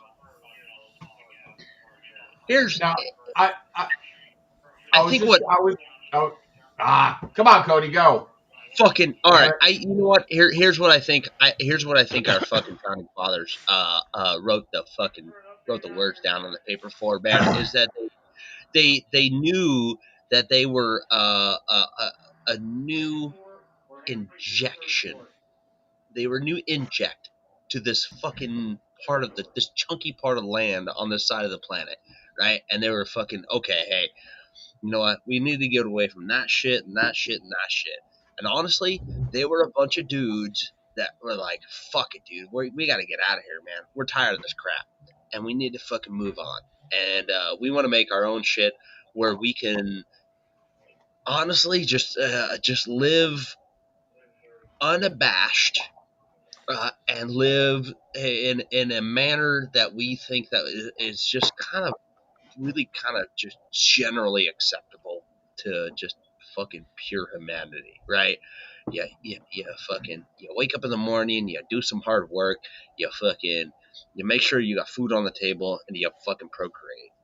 So that's what they did, right? Kind of the same microcosm of like me as a Montanan says like I want to live in the land of fucking the big blue sky, and don't want any Californians in my shit. I digress. But what I'm saying is that these fuckers, what they did was is that they're like, hey, let's govern ourselves, govern ourselves to a point where we can make it uh, profitable and make sure that nobody else, if we can come together enough, make sure that nobody else outside of our own little fucking huddle, our own little country in these little fucking colonies can fucking bug us anymore. Right? That's what they did. They said, fucking, you know what? Let's make ourselves enough of a coven to fucking go, fuck you. We're going to make our own shit. And it was okay. But the problem is that we started out with this idea that was very fucking open ended, right? This fucking wildly fucking interpretable version of ourselves. Why? Because we wanted to stop being under the tyrant of a king and these things, right? We wanted to fucking get away from that. So it does make sense, Grouch, why there was no king's protest, but that's a 300 years later. But these fucking folks just wanted to just be like, leave me the fuck alone. Just leave me the fuck alone. Let me do my shit. Let me do my thing. And that's what they wanted to do. And then they wrote in their message, their, what do they call it? Modus operandi, right? I'm fucking it up. Their operanda. They wrote in there that they said like, yo, you're allowed to do what the fuck you want so long as you do it to better yourself, to fucking make sure that you were living life with prosperity. You were living life not to tyrant your fellow neighbors, literally like right next door, Basically, don't fuck somebody else. but to fucking just to make sure that fucking your prosperity, your seed can carry on, and that's what it was. There's nothing wrong with that.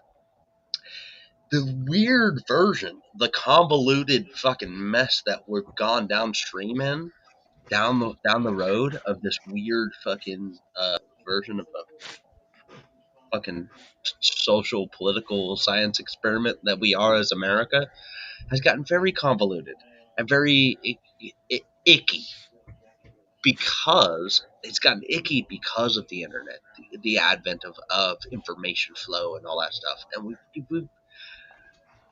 we're so confused, man. We don't know we don't know what is patriotic and what isn't, and that's the purpose of it.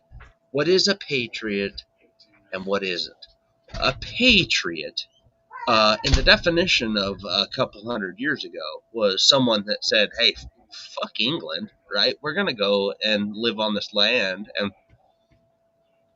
and do our own thing, and just make the land of milk and honey. Fuck it, we'll go it. We'll do it."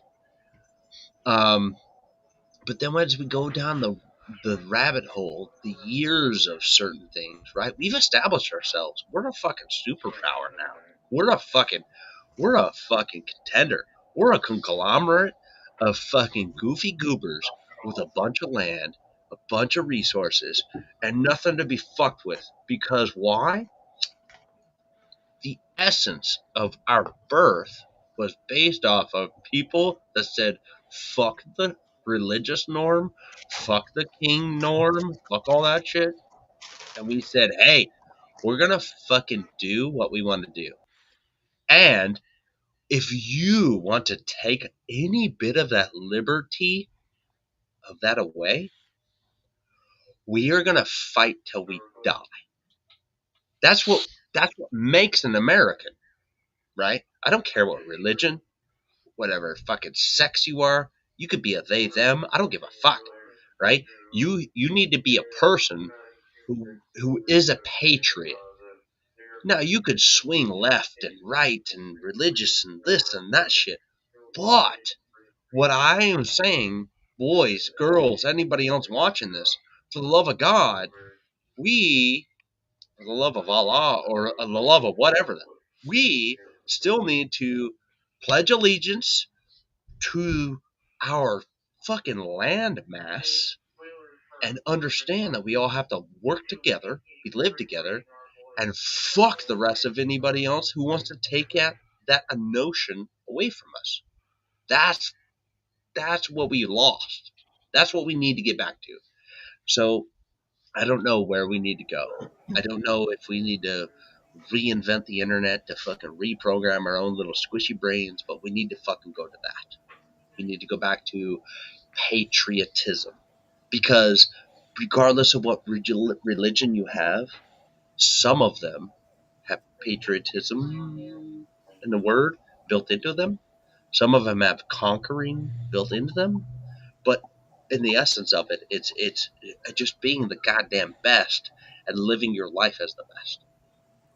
And we need to get back to that. We need every single American understanding that your essence of your being, your throughput, needs to be the best. Not something that's catered to you, not something that's given to you. That. I'm sorry. Entitled to you. Rabbit hole. I'm down. I'm off soapbox. I'm done. I'm off, man. Go ahead. All right. Hey, man, So I wholeheartedly agree with you. I don't necessarily something that we invented, but we definitely took it. We took the stage, we made it better, and now it's ours. Yeah, and so to kind of dovetail a little bit out of theology and back to kind of what we're talking about here. At the end of the day, right?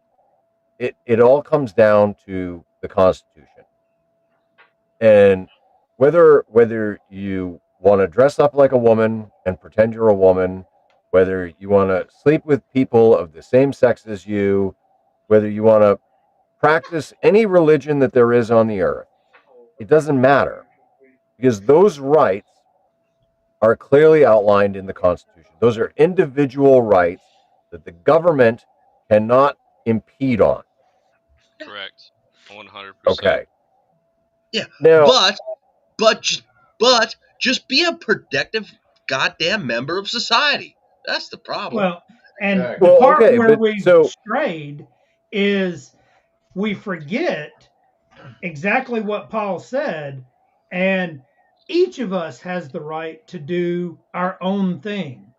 And the Constitution gives us the right, the God given right, to not interfere with each other. And no law should do that either. As long as you do what you want to do, I don't care. As long as you don't force me to do what you want to do. But you right, have to and Who the understand fuck let Tony in here? that when you say yeah, God-given right, when you say the God-given right that our founding fathers based our God-given rights, our Constitution, everything that our country was founded off was Christian values, ethics, and morals, which makes it extremely difficult. And I'm not saying it's right or wrong. That's not what I'm saying. I just want that everybody understand that it makes it extremely difficult for religions who have opposing views, not coinciding, opposing views to exist inside of our phenomenal country.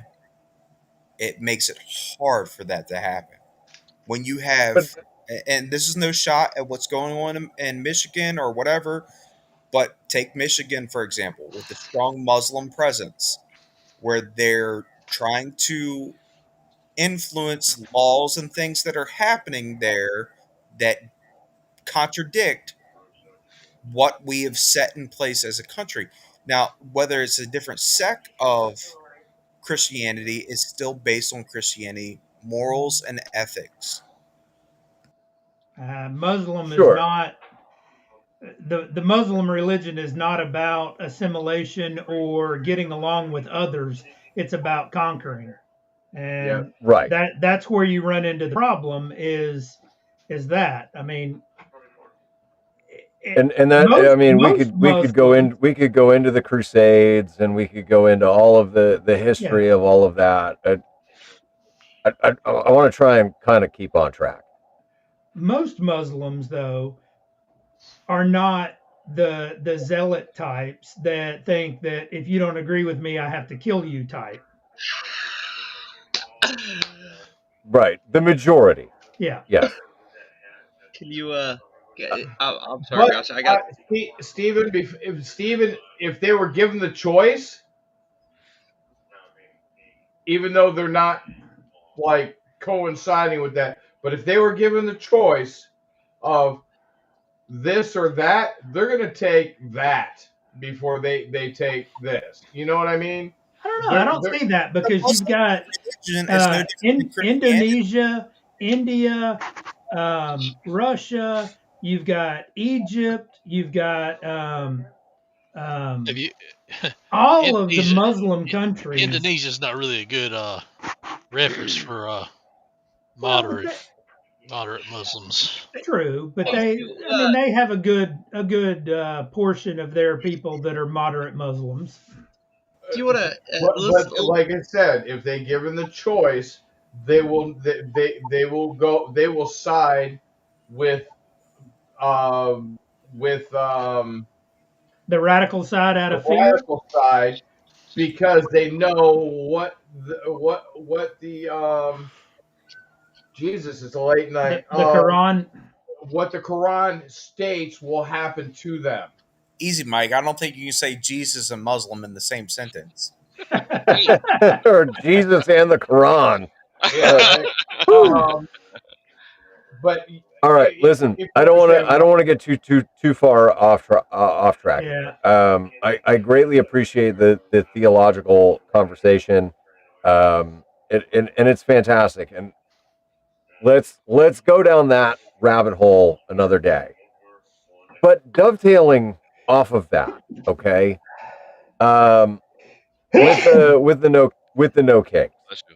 All right, there was several instances recently where people have called for the the blatant violence against the people who are upholding the law. Okay, and now the laws are the laws, whether we agree with them or not. Right, there is a process in changing laws because laws are not constitutional. Right, laws are part of the checks and balances system. And so I want to go to this clip real quick here. This was a CBS News Chicago aired the news broadcast talking about this one specific person at the No Kings protest. So I want to share this with you guys, and let's get some feedback on this. Joins us now, and a source, Megan, tells you that this case has now been referred to the FBI. Right, Joe and Erica. At last check, no charges had been filed in this case, but I'm told that the FBI is looking into the statements made on the video. We've confirmed the speech was not made on the main stage at the No Kings rally, but on the perimeter of the rally, according to the person who posted it. You gotta grab a gun! We gotta turn around the guns on this fascist system! These ICE agents gotta get shot and wiped out! The Department of Homeland Security. All right, that's all. That is all I need to play, right? But he's a yes, school he's teacher. a former university professor. He's a former. He is no longer a university professor. But so we all know, right? One of the guarantees of the First Amendment is the freedom of speech. Now, the Supreme Court, part of the checks and balances, has determined that when your speech is calling for violence against others and calling for the killing of others, that is not protected and that is not okay. And so I do hope that the FBI does pursue this. But like, this is just this one example of a very common thread that I've seen lately, where there have been numerous people calling for violence against people with differing opinions. And I think that is 100% abhorrent and wrong. Yes. And so, yeah, go ahead, Cody. Keep going, man.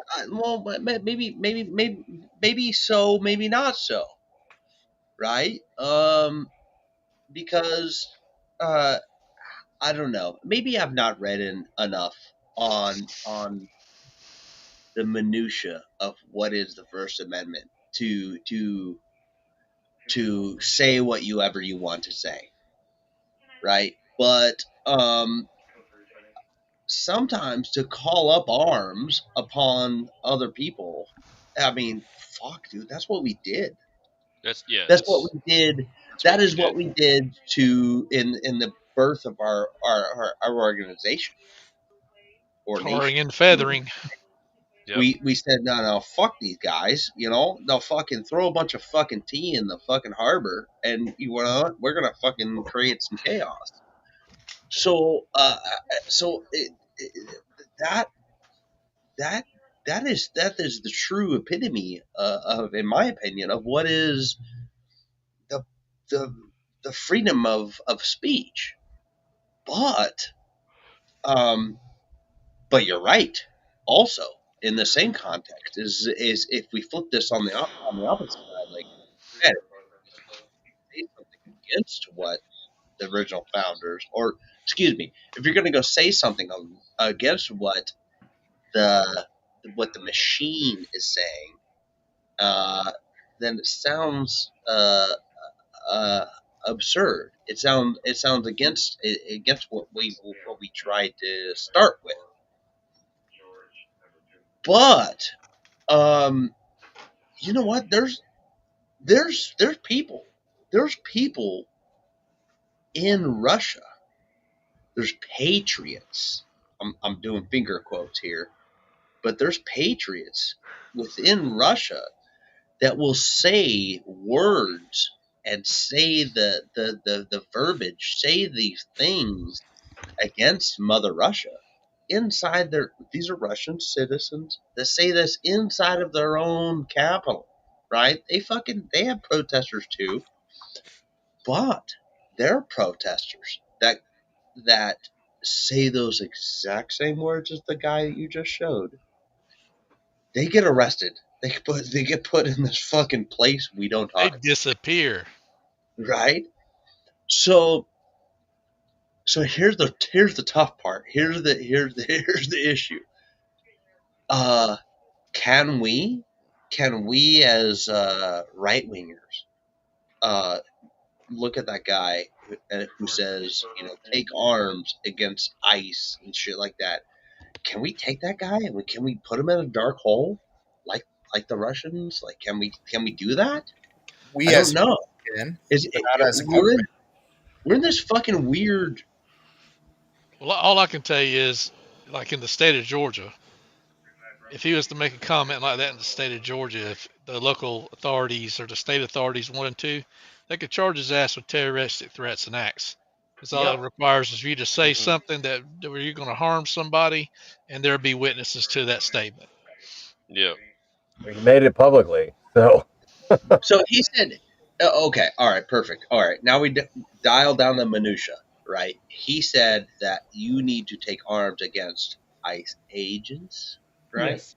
Okay, Correct. perfect. That's what he said. That is a threat against a particular person, right? Correct. Particular person, Yeah. given their profession, of course, but taking threat against a particular person. That makes sense. Perfect. All right, I agree 100%. He was calling for Someone the said shooting of ICE agents because they're following the laws of the United States. Yeah, they're following law. See, Steven says it more importantly is that the premise of, hey, go shoot ICE agents or go fuck up their operations because of this. That's the difference. That's the situation there. Go do ICE agents fucking ill harm because they're following fucking something above them. What I think that's wrong. That's a lot wrong. of society has to understand. Everyone worked for a boss. Everyone here that worked for a job. I mean, I'm looking at you all, right? Okay, you've either held a job or fucking or you're working on your own fucking business or whatever the fuck, right? But you've held some sort of position under a hierarchy of someone else, a business, something that looks for prosperity. Okay, guess what? When you tell your boss, or some asshole down the street tells you to tell your boss, go fuck yourself, you get fired. You're messing with the prosperity of it, right? Of the business. But the business isn't the government. Yeah, the business is the government. But Cody, what the Supreme Court has said is that freedom of speech is held way up here. But there are certain things that you are not allowed to do. And one of the things that the Supreme Court outlined is you can't go into a crowded movie theater and scream fire when there's not a fire. Sure. Because that will create panic and cause people to get hurt. That's exactly what he did.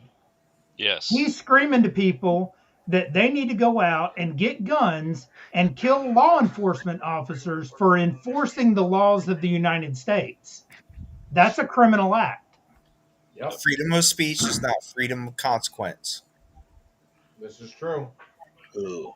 Yeah, and that's dude, absolutely perfectly said, right? You can say whatever the fuck you want to say, but if you say the wrong thing, you better be prepared to accept the consequences for what you've said. I think the biggest thing that people don't get is there's a difference. The freedom of speech protects you and your speech from the government.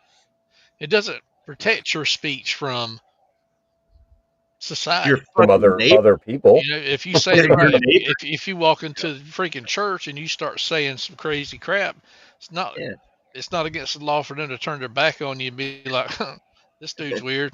Don't want nothing to do with him.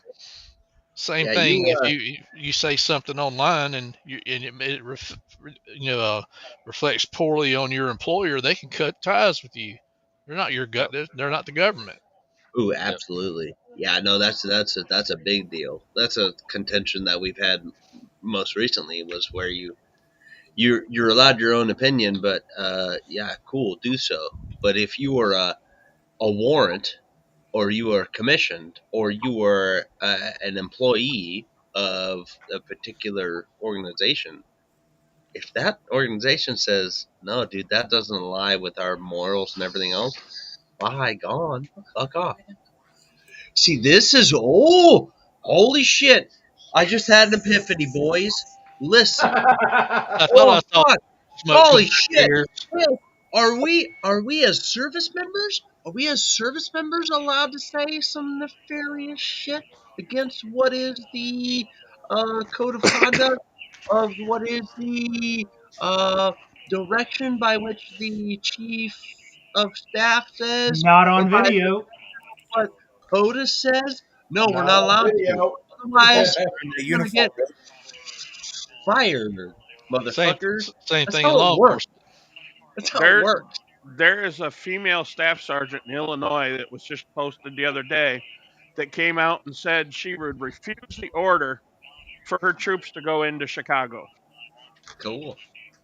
She can. So how's that private doing now? She's allowed to say that. Absolutely. So she's allowed to say that, and she won't get her head chopped off. Shira-la, right? But she might get some other consequences that are more appropriate to Americans' values.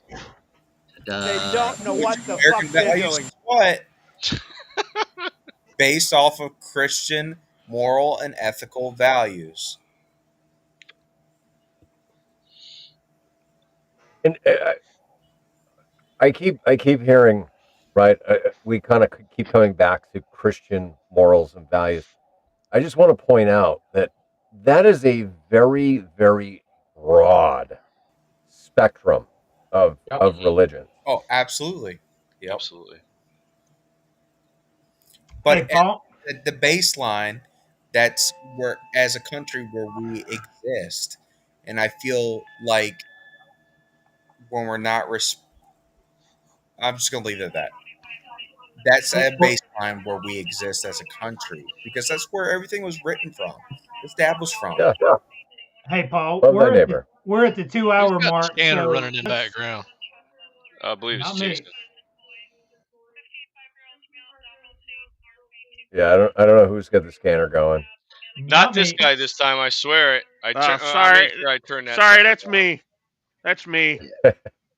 Jason got the TV on. And now he's talking. He's still talking with his mute on. Scully went backwards. I'm sorry. I'm watching fucking college football on a Friday night, which makes it weird. But we're fucking making it weird. Hey, Paul. Dude, are you serious? What, Cody? Go. Sorry, my wife's watching fucking. My wife watching fucking college football. Go! Go! But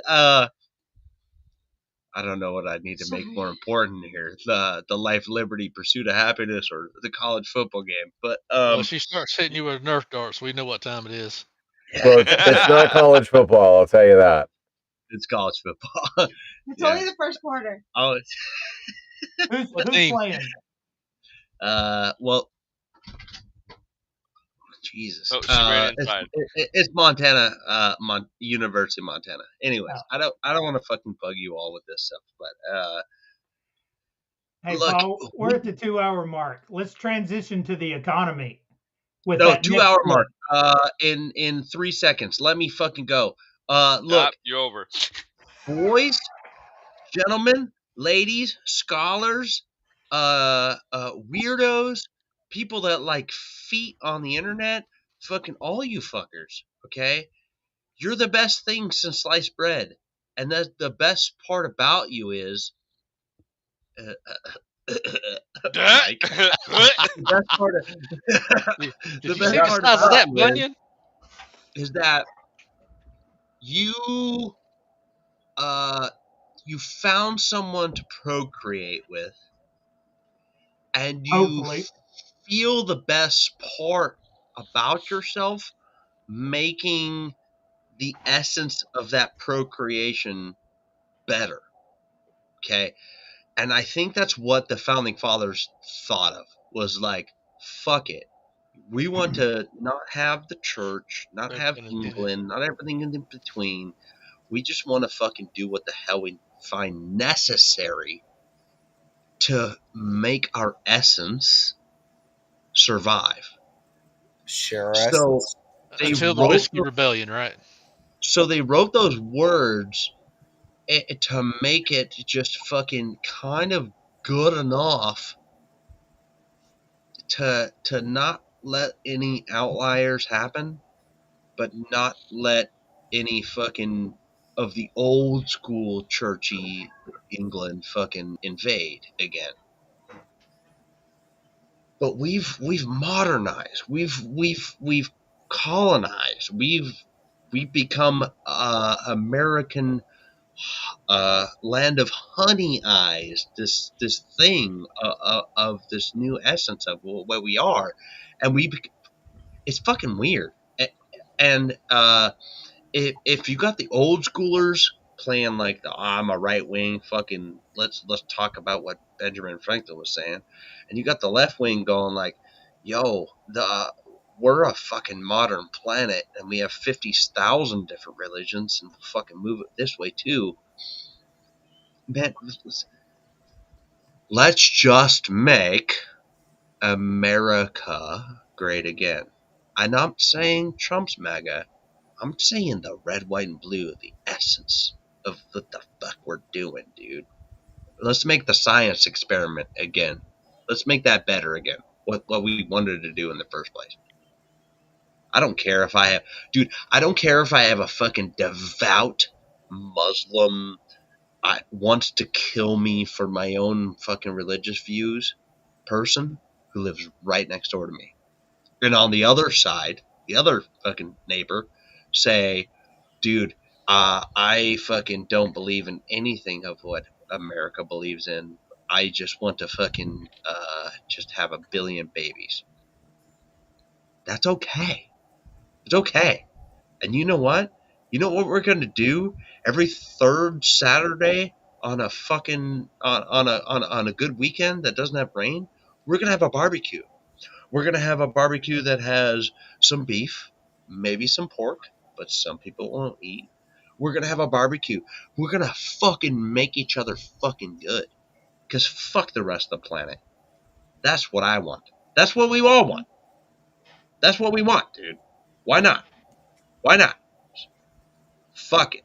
Regardless of race, color, creed, or religion, we are all American. American. Yeah, except for the people that come here that don't assimilate to be American. Well, and that's where the flag behind me is the flag that represents all of us. It doesn't matter who you fuck. It doesn't matter who you pray to. That's your flag. And that's Yeah. the biggest thing right there, Paul, is we're all wrapped under that flag. Yep. If you call yourself an American, that's your flag. If you can't call yourself an American, get the fuck out. 100%, boys. Bye-bye. So, all right, I appreciate Stephen wanting to keep things rolling. I posted the link in the Discord. I posted the link in the chat for the Discord for the Grouch groupies. Feel free to join in the conversation there. If you're not a Flag and Torch member, that's all right. Everybody can go there. For those of us that are in the Flag and Torch Society, I encourage this discussion to continue there as well. But yeah, let's talk about the government shutdown and the economy before we close things out, right? Because obviously the government shutdown at this point now we're coming up on a month, right? October 1st was when the government shut down, so we're coming up on a month, and obviously there's a lot of things that are kind of questionable in this moment, right? And especially for those of us on this stream. Rabbit aside. No, I'm included. I might be a civilian, but I'm a DoD civilian. Okay, all right. So you're not too dissimilar then from Chris Radio and Life out in Wisconsin. He's a civilian contractor as well, but yeah, spent a lot of his career around military and deployed with military. Rabbit can't play gay chicken. That's all I'm saying. That's yes, you're right.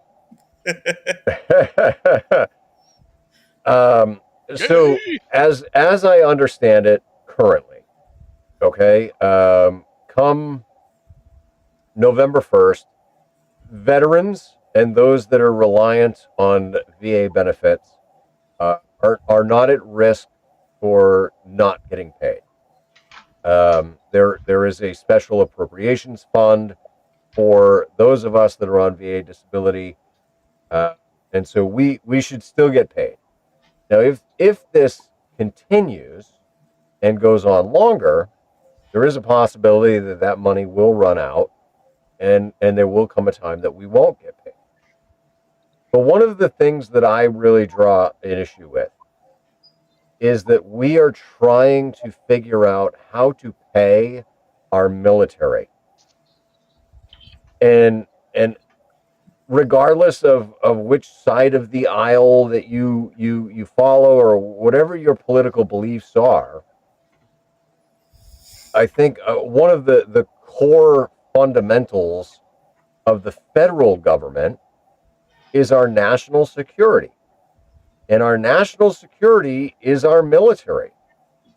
And if we're not paying our military and we're telling them, well, it's okay, because when the government resumes operations, you'll get back pay. Well, that doesn't help our service people in the meantime.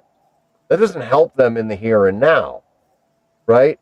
Like, there is something fundamentally wrong with the people that we have elected to represent us when they are willingly keeping the government closed because they don't want to sign a continuing resolution like they've done so many times in the past to open things up for negotiations and go from there. So I had some information here that I gathered, and I just want to share this with you guys. All right, so on the disabled veteran side of the house, there's approximately 3.9 million veterans that currently receive some form of VA disability compensation. Now, yes, monthly payments are expected to continue during the shutdown, but the risk, obviously, right now, if you have submitted a claim, or if your claim is impending, or you're in appeals, or you're receiving other types of support like vocational rehabilitation, all of that is currently suspended. And so, like, now we've got veterans in need that are waiting on these services, and they're being made to wait because our fucking elected officials won't just sit down and negotiate. And it doesn't sit right with me. Paul. We've got approximately 1.3 million that are active duty right now. Okay. Like, I mean, service continues. You're contractually obligated. You're just not going to get paid. I saw about 5 hours what is ago that going to do? that there was Yeah. What is that going to do to morale, Jason? Oh, it's going to kill it. But I saw about 5 hours ago there was I didn't see what the results were, but they were supposed to be having a vote on the floor of a mini bill to keep the military paid and like air traffic control and those things that are safety related. And it was just going to be for that. It wasn't going to be the full continuing resolution, just enough to get the military paid and HAC and a couple other little things. But they were going to see see if they could push that through. And I have yet to see how many of the Democrats actually voted for that. It was killed. It died. It was killed. Yep. Yeah, because we were not surprisingly. Too. So I'm DoD fire, and the police were wrapped up in that too. To continue, I knew it with the mustache. Yeah, we all knew it. We were wrapped up into that too to ensure that the benefits for you guys get paid out, and to ensure that public safety for the bases continue to get supported. And it died on the floor. So.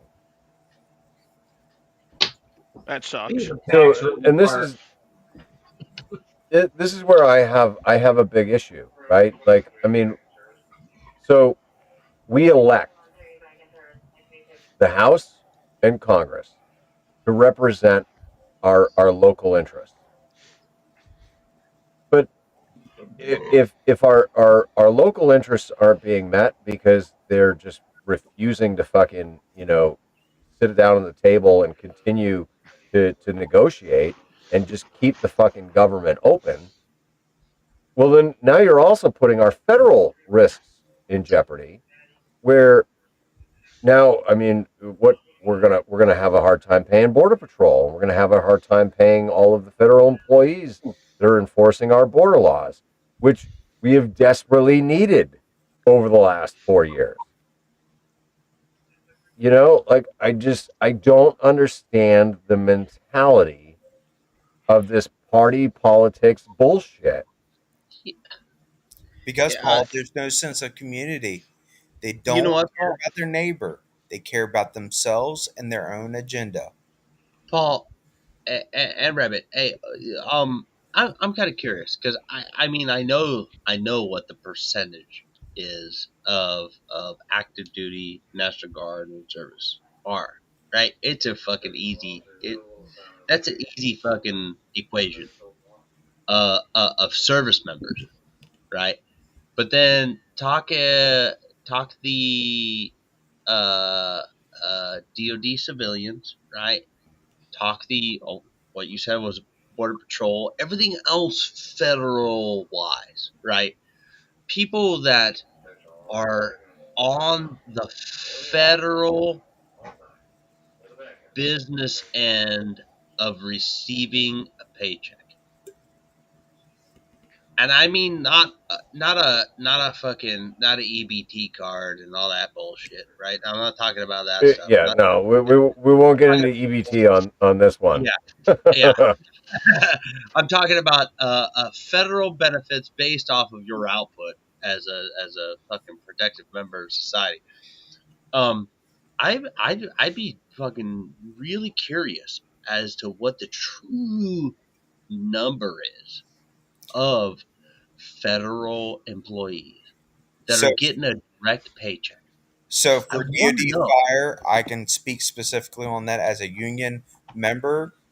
333,000 employees.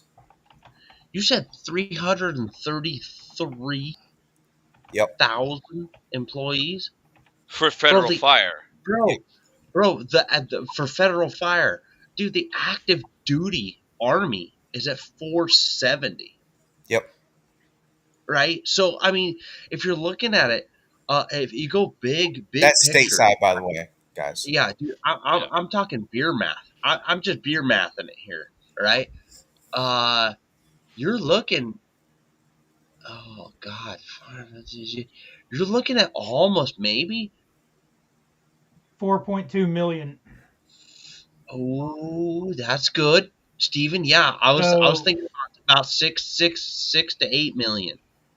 8 So million. the search that I did on Perplexity says that the breakdown of the federal workforce for 2025, civilians is 2.2 million, U.S. Postal Service 600,000, active duty military 1.3 million, and the federal workforce in total is 4.2 million. Yeah, see, you went everywhere. You Yeah. found everyone. Yeah, so I mean, dude, you're looking at 6 million. What when you go to the overall conundrum of of fucking the entire American populace, right? I mean, that's a fucking drop in a bucket, but it is a very large. It's large enough to kick us into a recession. It's a chunky expenditure, especially if it, I mean, you're looking at a under or maybe let's say 5% of your total expenditure there. How many of those employees are not going to have a job once this is over, though? Quite a few. Regardless, if you get enough of those, Like they're cutting whole programs. If you get enough of those employees to default on loans, how many of those employees are GS7 and above who have loans, student loans, car loans, house loans? Default on those, it's going to kick the economy straight down the drain hole. They are relying on the government subsidies. Okay, here's the problem, folks. Okay, you got the EBT folks, which I mean, some of them have to do some stuff. You got the people that fucking need SNAP benefits and all of a sudden, right? All that jazz, and then you got the lower paid. Oh, Jesus Christ! How the fuck does military pay fall into that category too? Fuck, there's EBT kids, young service members that get EBT and SNAP benefits and fucking WIC and all that shit, and they're in the military. Bro, that's how much we're paid. We're not paid a fucking gajillion dollars, right? We're not paid enough to fucking do. So it's sub-poverty level. Land of milk and honey. We're paid enough to fucking survive. The only thing, though, is that we're guaranteed a roof over our heads. No, you're not. That's the situation here. No, you're guaranteed Yeah, only if you live on base housing. Yeah, a right. roof over our heads. That's the only way. Oh, no, Grouch. You just said something very important. Only if you're on housing. What, no, BAH is protected? No, Bog Dog. Guess what? On post housing nowadays, it's privatized housing. It's subsidized fucking shit, right? There's privatized shit. I pay my BAH to a private company. Yep. Do you not know this? Freddie Mae, Freddie Mac, all this other bullshit. Are you not in on the loop? See, so now if I don't technically get paid, right? Wait, so you can't pay your rent. I can't pay my rent on post. Technically, Wait a minute. Am I hearing this right? You're telling me that you're paying rent to live on post? Yeah. Exactly. To what who? The fuck? To who? To who? A privatized company that's a subsidiary so that the fucking government doesn't have to be responsible for their own equipment, right? Equipment being housing, right? So they played a privatized fucking company to do so. So they can fucking. And it's the same company that owns the housing outside of the post. Figure this out. I was married when I was stationed at New River, and There was a 4-year waiting list for housing. Yeah, How do you get a probably. 4-year waiting list on housing when they ship you out after 3? Right. So that's the problem that nobody ever wants to fucking talk about, is that there is so much of our government subsidized stuff that got put into a private entity. I've got a I'll put it in question. perspective for everybody. It's So fucking, I'll it's talk awful, about dude. my location. I'm not going to name names.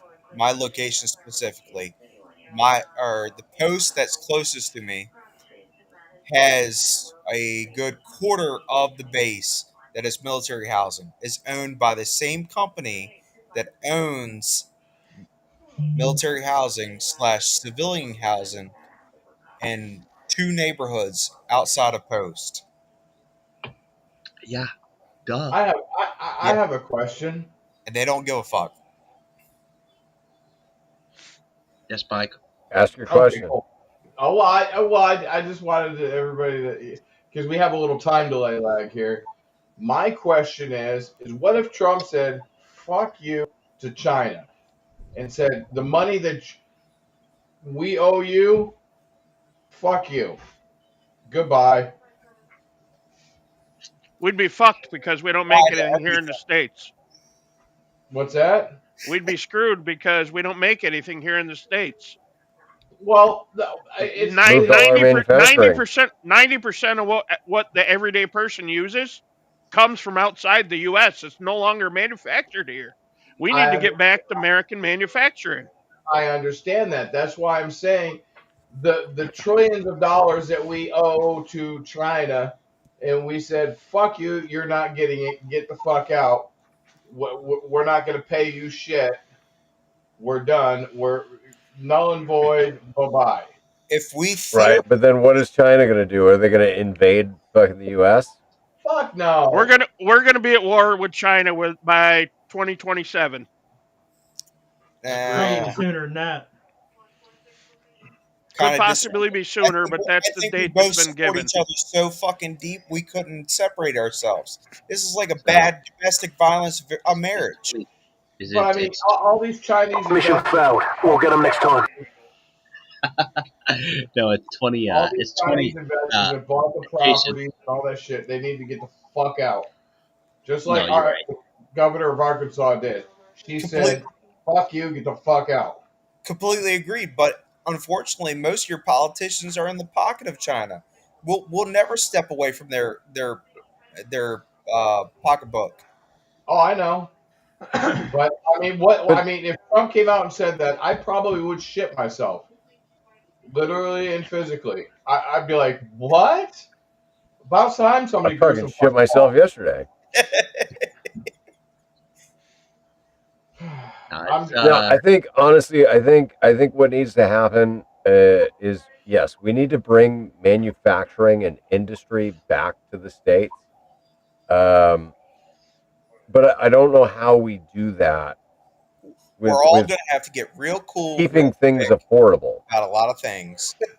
Oh no, it's simple. Groucher, it's simple. How do we bring manufacturing and everything back to the United States? Is very, very simple, right? One, you make sure that some fucking TikTok Gen Zer who thought it was the most important thing since sliced bread to get a fucking degree, because that's our rhetoric for the last 30 years, 40 years, 50 years almost. You just say, "Hey, fuckface," you go to the plant in Detroit and you stamp shit for fucking 18 hours a day, and you work your fucking ass off, and you can live off of that. And also, when you decide to fucking go start a war with someone, everyone has to be involved. Everyone has to go. Everyone has to have the idea that we go, "Hey, I'm a fucking Gen Zer that needs to stamp fucking carts in Detroit, but I'm also a fucking a Gen Xer or a fucking or one of the old schoolers, and they need to go, hey, we need to start up the war machine again, because that's what we are. We're the essence of fucking of not this old school type of fucking country. We're the newest. We're the newest kids on the block, dude. And we fucking made our own mess, right? And that's how we need to fuck If you're going to get any kind of production back in the United States, you got to relax on the OSHA standards, on the EPA standards, but especially EPA dramatically in order EPA. for us to support Gotta go. manufacturing. Yeah, the You're biggest right. biggest We problem don't with need those manufacturing. guys anyways. The biggest problem with manufacturing shit here in the States, in my opinion, is we could do it, but could people afford to buy the shit once you put like the EPA costs, the labor costs, and everything else into the mix? How are you going to make the product affordable enough to compete? You got to nuke it. You got to nuke those standards. That's what's killing us. You won't. Because you go to China, they don't have that. You go to Japan, any of the other foreign countries, Taiwan, they don't have the OSHA standards or the EPA standards that we do. That's been the biggest thing. Is when Trump got into office the first time, that was one of the things that he was trying to pull back on was the EPA standards, so that way he could encourage more companies to come back. Steven, you had a thought? One, quit watching the mainstream media.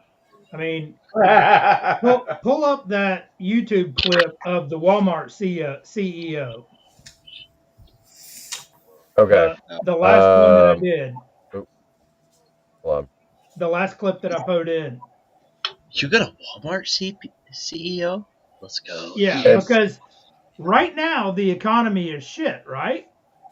Not according to Walmart. Well, I mean, because everybody's buying shit from Walmart. Come on, man. I shouldn't say this, but I can attest that Walmart is unveiling a series of. No, you're right, Rabbit. It's very difficult to compete with China. I mean, we need to, honestly, if we're gonna be great, we're gonna make black smoke in the air. Fuck it, that's how we're gonna go. Oh, this douchebag. Anyway, Smash him, get him. Yes. All right. So this clip is from Good Morning America. Okay. It is called Walmart CEO unveils holiday game changer. Let's watch it together. New initiatives they say are designed to better serve customers. And we're joined now by John Furner, President and CEO of Walmart US. Thanks for coming in this morning, Mr. Furner. Appreciate your time. Let's talk about Thanksgiving first. Food prices are up, especially turkey. So what are you doing to help customers keep the cost down? Well, good morning, George. It's great to see you. We are really excited about what we have planned for this year at Thanksgiving, and I can't believe it's already that time of year. But this is a time of year when people are busy. They don't want to sacrifice quality, and we want to do all we can to help them celebrate the holiday any way they want, and we want to do it in a way that's very affordable with a lot of value. So I want to talk about a couple things with the Thanksgiving basket. First, we started putting together this idea of having the entire basket easy to purchase, easy to assemble back in 2022. And this year, we will have the best prices on this basket we've had since the program started. We're down about 25% from last year, down about $14 for the basket, which puts us in a position where this basket is just under $4 a person when serving 10 people.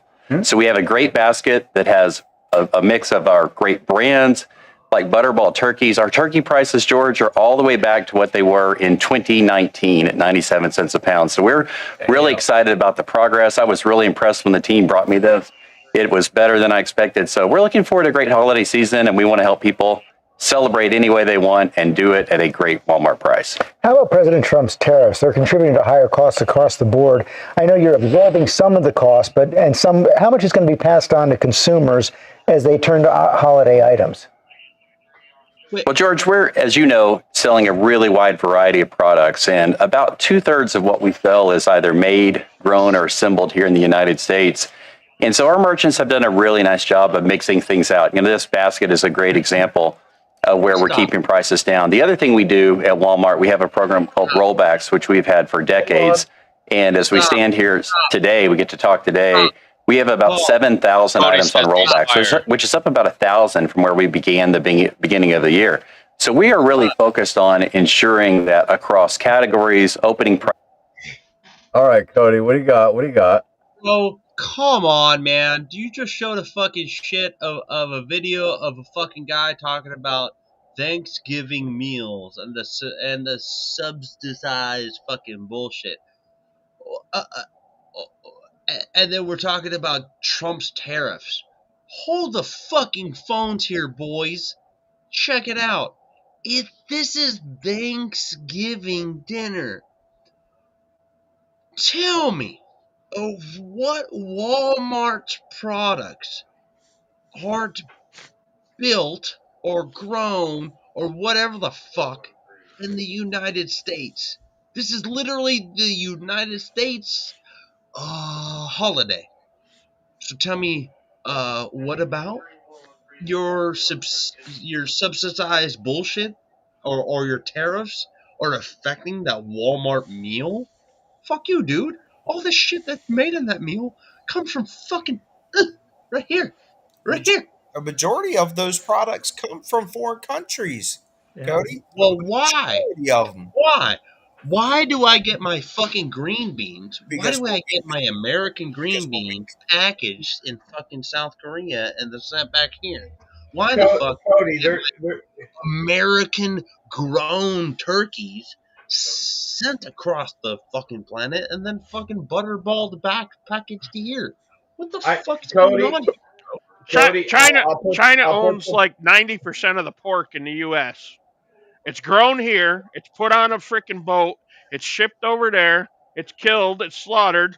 It's packaged up in bulk. It's sent back here, repackaged, and listed as U.S. Why's it got to go over there first? Not. Well, I will say, let me say something about the turkeys and the chickens. 90% let's say about 75% of chicken and turkeys grown in the world are here in the United States. Really? Yes. And the reason why I say that is because when I lived on Delmarva, which is the Delmarva, Delaware, Maryland, Virginia, the little peninsula there, there's more fucking chickens on the Delmarva Peninsula and turkey farms than there are fucking people. The turkeys outrank people about 100 to 1 in chickens on the Delmarva Peninsula. Most of the chicken grow. That's why we have the chicken when you drive through it. That's why we have the. What's that, Rabbit? I said it smells like ass when you drive through the Oh area. my god, it does. It smells so bad. Chicken litter and turkey litter smell worse than pig shit. I'd rather deal with pig shit. Yeah, it does. All right, full tinfoil hat there. All right, let's Most of your go. vegetables that are hold on. Most of your vegetables that are grown out of season come from South America. Why? Because they're on the other side of the fucking equator, so they can grow them there. Okay. The fuck? Why? Why? On your road, All right, brothers. I'm gonna dip off.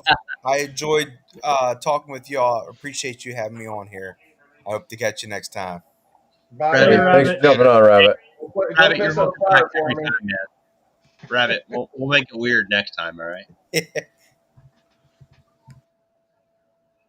But yeah, Look, he can agree with me. Go ahead, Cody. Look, man. Look, I'm a native Montanan, right? The land of the big sky, and I will tell you what. There are a lot. There's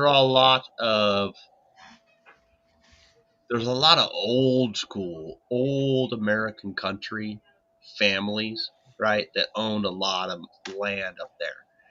That do ranching, right? That grow fucking meat. I would say grow meat in that vernacular, right? But there's a shitload of Chinese subsidiaries that own a lot of land that grow meat for China. Because, I mean, shit, China's becoming a superpower. China, once you become a superpower, here's the deal. Everyone wants a steak on their plate. So that's how it works, right? And more power to them, right? Let's let some Chinese folks, at least in the more affluent essence of it, let them get a steak on the plate. Let them get an American steak on the plate. Cool. But all of this comes down to really just the conglomerate of the planet being this one giant machine that actually is the real politics of the world, right? It's the money, the money that makes the world go round. So, like, we're over here distracted in America as American citizens, right? We're over here distracted by our own little overlords going fucking, be this, be that, be this, be that, and fucking trying all this stuff. Well, really, honestly, no one's uh, peeled themselves away from the fucking the Coliseum, aka football, and the rest of the fucking silly politics that we have, and really watch the deep down dive of what the global situation is happening. Right? We should have blue haired fucking nasal ring fucking wackos in Southern California being more concerned about pork politics across the planet than we should have being like, I get to fucking do this and that and identify me as this. That's what we should have. That's what we really need to get down to. Is we all need to stop distracting ourselves from this fucking left wing, right wing bullshit, man. And we all need to fucking go down like, hey, fuck, dude, why isn't America's avocados being the best thing since sliced bread? Why the fuck are we doing that? Because we That's don't what grow avocados, Cody. But that's what made us a superpower. That's what made us fucking important. That's what made us fucking going what we were doing. Right? Come on, man. Let's fucking stop these little banks, or excuse me, these big banks and fucking all this other bullshit going. We should fucking get back to it, man. We have this Geisel idea that America's military will be able to go play world police, but that's a fallacy, bro. That's a fallacy. The real deal is You don't want to be America. the world police. Yeah, but the real deal is that America's police is America's consumption of the rest of the planet. So why don't we all fucking start pulling our heads out of our asses and fucking talking to our we are the constituents, but talking to our representatives and saying, hey, motherfucker, like, I live in rural Nebraska and I fucking grow this. Why are you subsidizing 95% of it to go to fucking Honduras? What the fuck? And then So that they can get kickbacks. Honduras doesn't give us any money back.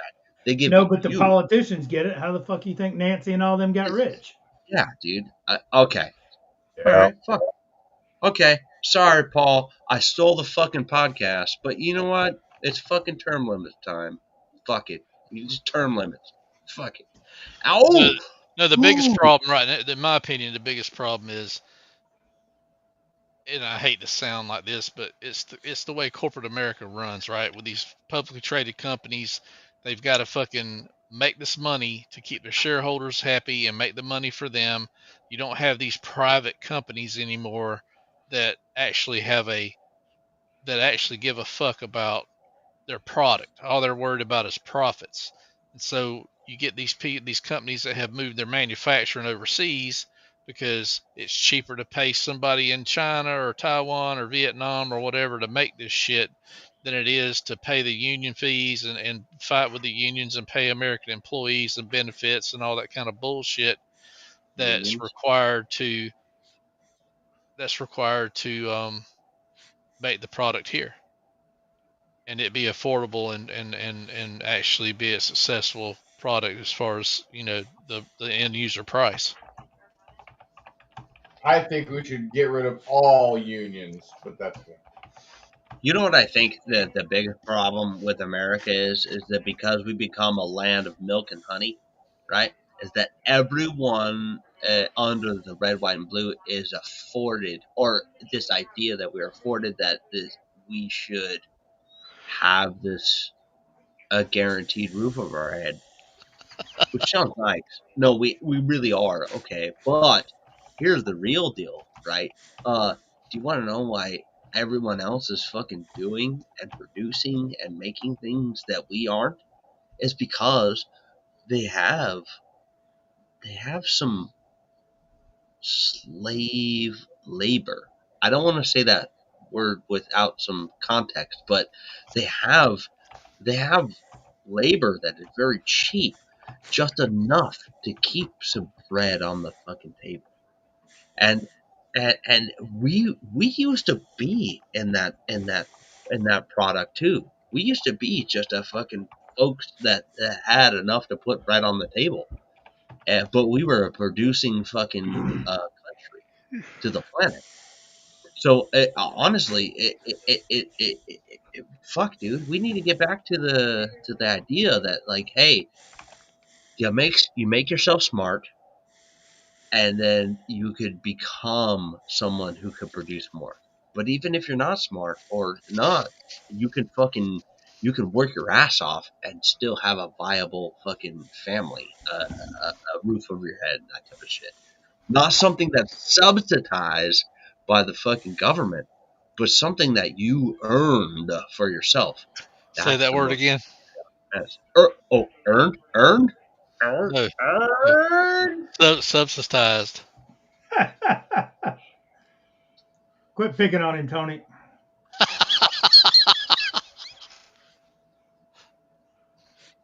It's just it's frustrating, man. It really is. It's gross. It's gross. I would listen to me, man. Thank you, Tortoise. I'm a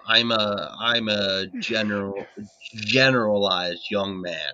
I'm 37, but I have offspring. I have a couple of fucking middle schoolers, and I'll tell you what, I do not think anything less of them, of my young boys, my young men, if they were to get a job that made them just enough of hard-earned money to go find them a woman and make offspring and do their thing, right? It would be cool if they were millionaires and fucking, and we all got jet ski money and we could fucking enjoy our weekends. But it's okay if we don't get to enjoy our weekends. It's okay if we have to work fucking seven days a week. It's okay if we do that. Just so long as we provide and live and have this essence of us being better about ourselves, man. Fuck. That's where we all came from. You want to know why they call it the silent generation? They never talked about working 7 days a week and fucking bleeding for our prosperity. Yep. Because it was about the country and not about them. That's what they did, man. It started with the me generation, right? They were 50-50, bro. They were 50-50. 50% of my life, 50% of my family, and 50% of my country, my prosperity that makes me what I am. I don't know. Hey, Cody. Yeah. You know how you lived in New York, right?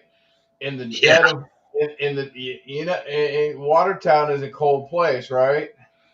Sure. And they don't grow shit in the wintertime, right? No, sir. They only maybe a little bit of maple syrup, something, but that's it. Well, you're almost Canadian when you live out there, so. Hey, so Cody may have been in the Fort Drum regional area, but there's nobody amongst any of us here closer to Canada than this guy. Yeah. Where the hell do you live at? Alex Bay. No, sir. I actually live a lot closer than Alex Bay. I can see Prescott, Ontario from my house. Jesus Christ. You're almost Canadian. I am in Ogdensburg, New York, so I can literally walk outside my door, Ogdensburg. look All right, across so the So are river, you staying? and Are you see staying in the Prescott. funny farm up there, or what? No, not the funny farm. so now he leaves. But the point I was making is that we as a country can. You enjoy salads in the wintertime, and you enjoy fresh fruits and vegetables in the wintertime. If we do not buy and trade with other countries that can provide that in the wintertime, then you won't have salads in the wintertime. So that was the only point I was making, because most of our produce comes from South America, and it comes from Mexico, which is, everybody's like, that's outrageous. But if you want to eat good and you want to live the lifestyle of eating your salads and your vegetarians and all that shit, then we have to pull in produce from other countries in the wintertime. You got to remember though, Cody comes from a state where food walks around on four legs. Oh, I was from up north originally. I lived in Albany, Schenectady for 16 years. I will never move back to New York, and there's reasons why. But statute of limitations. Yeah, exactly. But I mean, I went into the service from New York, and I never looked back. But I mean, deer, bear, whatever you want to eat, you can eat. But you're not going to eat a goddamn salad unless it comes from another country in the middle of the fucking winter. True. That's all I'm True. saying. All right, listen, boys. We could. I think we could talk about this all night. Yep. It's been one hell of a fantastic conversation, and I hope that we get to continue this conversation in Discord. If not, certainly we're going to pick back up in 2 weeks. I want to say thank you, Tortoise. The 10 gifted memberships there at the end. The people that got those memberships: Renee 6, George KC1 TQF, KB7YS, Stacy, Dave WX2CIB. You got a gifted membership. Sean W1SAB, Nelson Figueroa, Mr. Broccoli Robert, good old KC2 UCJ got a gifted membership. Ryan K5TAR, Tony ML, and our one and only Tony Cantrell also got a gifted membership. So welcome to being Grouch channel members, and thank you, Tortoise, for that. Hey, the firefighter so listen, got one too. What's that? For some reason, it didn't register, but the firefighter got one too. Did the firefighter get it one? Okay, Yeah. great. Weird. Rabbit. No, not Rabbit. There was somebody else in the chat. It was their username was firefighter or something or other. Yeah. 136. This guy. Dave says it was him. That's also Dave. That was me. Yep, that is me. The firefighter from 3646. That is me. Really? Yes, sir. You're welcome. All right. Well, hey, rock on, Dave. You got 2 gifted memberships to both your YouTube channels. Now there's only one. I only have the one channel on here, so it might show different for whatever reason. When we first joined to this evening, it said firefighter 13646. So I don't know. Yeah, no. So there's a glitch in YouTube every now and again. What happens instead of showing your channel name or your chosen name, it shows your username. Yeah. And for whatever reason today, YouTube is glitching out, and it's showing everybody's usernames instead of their channel names. Yeah, my username is the firefighter 13646. Okay. All right. I was a firefighter, 10 plus years ago. No longer. It's evident by the lack of the firefighter mustache. You bet. You bet. All right. So, anyways, boys, this has been fantastic. From No Kings to the government shutdown, I've enjoyed every moment of this conversation, and I hope that we can continue this on the Discord. And of course, we'll adjourn again in 2 weeks. But as we're parting, let's just go around the room one time real quick. Just let us know, all of us know, what you got coming up, what you got going on in your life, and what we got to look forward to in a couple weeks when we meet again. So, Tony, we'll start down at the bottom. Brother, I hope you're doing well. I hope your wife's doing well. What you got going on, and what's coming up for you? Not a whole lot. We got band. My daughters have a band competition tomorrow, and we get the results from that test. Her last scan, the wife's last scan next week. So we'll see how that goes. Other than that, breathing in and breathing out. Absolutely, brother. Well, all the best. My wishes and prayers are with you, brother. Appreciate it. All right, Michael. It's your turn to speak. Like what? Me? Nothing. Same.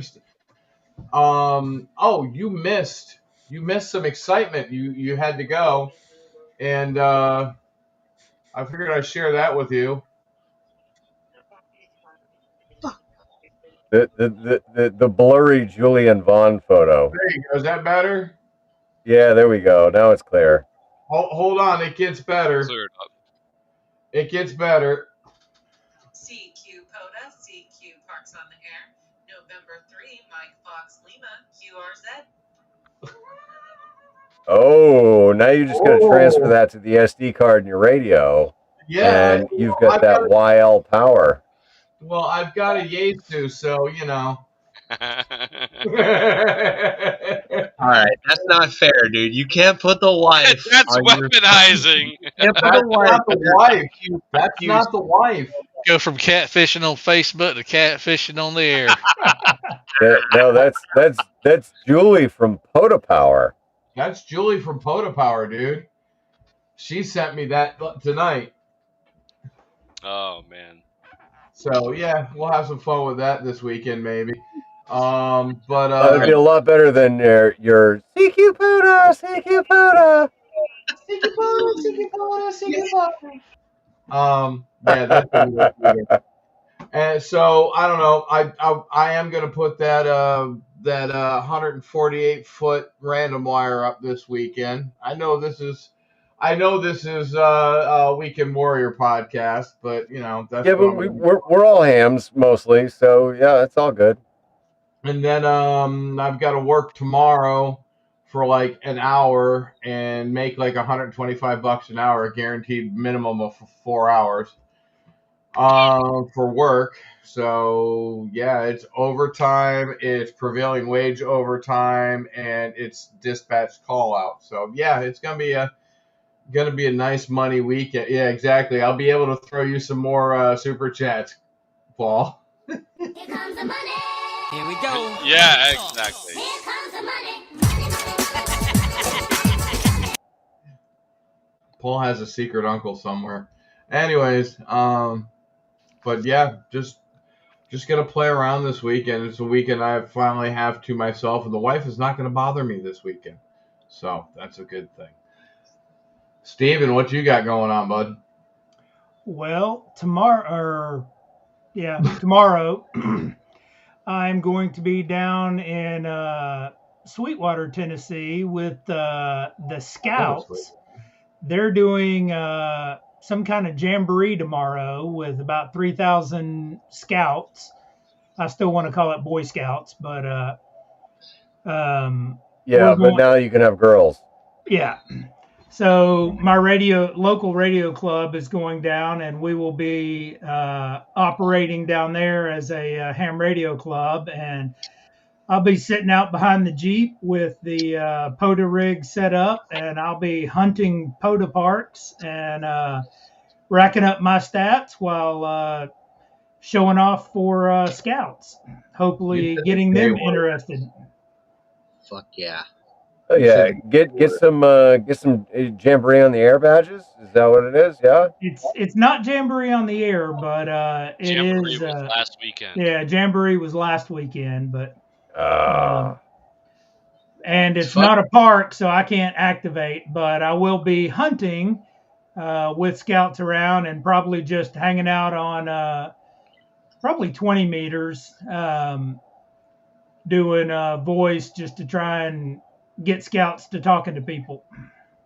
Dude, good weekend, man. CQ Worldwide it'll be fucking nuts. Boats and hoes. Boats and hoes. All right, that's awesome, Steven. What about you, Jason? Well, I'm still working on my roof tower up there so I can get on the air. I got my radio back. It's working now. I did double check it real quick, but I got my antennas are too close together, so I just do my local stuff and don't get on the HF much till I get that antenna up there where it's not interacting with the VHF antenna. They're only about 18 inches apart, so. And then I got a birthday coming up here next month. I was born to be a Marine, so November 10th. Hey. Hoorah! Sorry, Marine. Jason, get a piece Nothing of to wire. be sorry out. for. Jason, get a piece of wire out there and get on the big boy pants, man. I'll be getting one of those here shortly. If you're good on QRZ, I'll be sending you a box of crayons.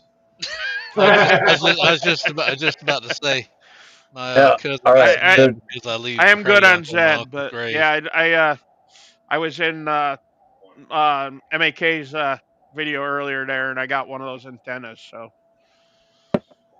yeah, congrats on that, by the way. I will say, so one of the great things about having your birthday towards the end of October is I get my birthday, which was yesterday, and then I also get Happy birthday.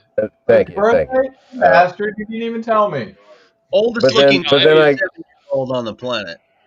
Then I get my other birthday, which is November 10th. Yeah, so I get two birthdays kind of back to back. Both of my birthdays. and a day off to recover. Yeah. Yeah. Shit, at our age, it's more like 4. Everyone knows across the planet that November 11th, you just don't ask. Don't ask a Marine nothing. Don't ask a Marine anything on November 11th. We're just there for the food. Just give us the fucking food. Dave, what about you, man? You got hockey in the morning? I got hockey in the morning in probably 5 short hours. I've got to be up to be on the ice by 7 a.m. And then next weekend I have a fly fishing trip down in the Pulaski area for salmon. Dude, I'm looking forward to this. Yes. Friday, Halloween, yeah, whatever. Halloween is we meet up and we have a fly tying meet and greet, and then Saturday we fish all day long, have a dinner, and then we fish again on Sunday morning, all morning, right up until about 12, 1 o'clock in the afternoon. And I've been looking forward to this trip for probably the past 2 months. So that's happening next weekend, and hopefully in 2 weeks when we come back, I can report on that and tell you how successful I was. Cool. Hell yeah, dude! I'm excited for you. Yeah, fly fishing is fantastic, especially for salmon. So I got hooked up with the local Project Healing Waters here at Fort Drum, and they have been some phenomenal people, and I look forward to meeting up with these guys every month. Nice. A few months ago, I was able to help out a little bit. So For all of those that are watching or listening that may not be in the greater Northwoods of New York, but might be more centrally located in New England, there's an organization called Rifles to Rods, Massachusetts, and they do fly fishing trips for veterans on the Deerfield River. I was fortunate enough to be able to partake in one of their trips. I don't know, 3-4 years ago now. But yeah, Rifles to Rods, absolutely fantastic, wonderful thing.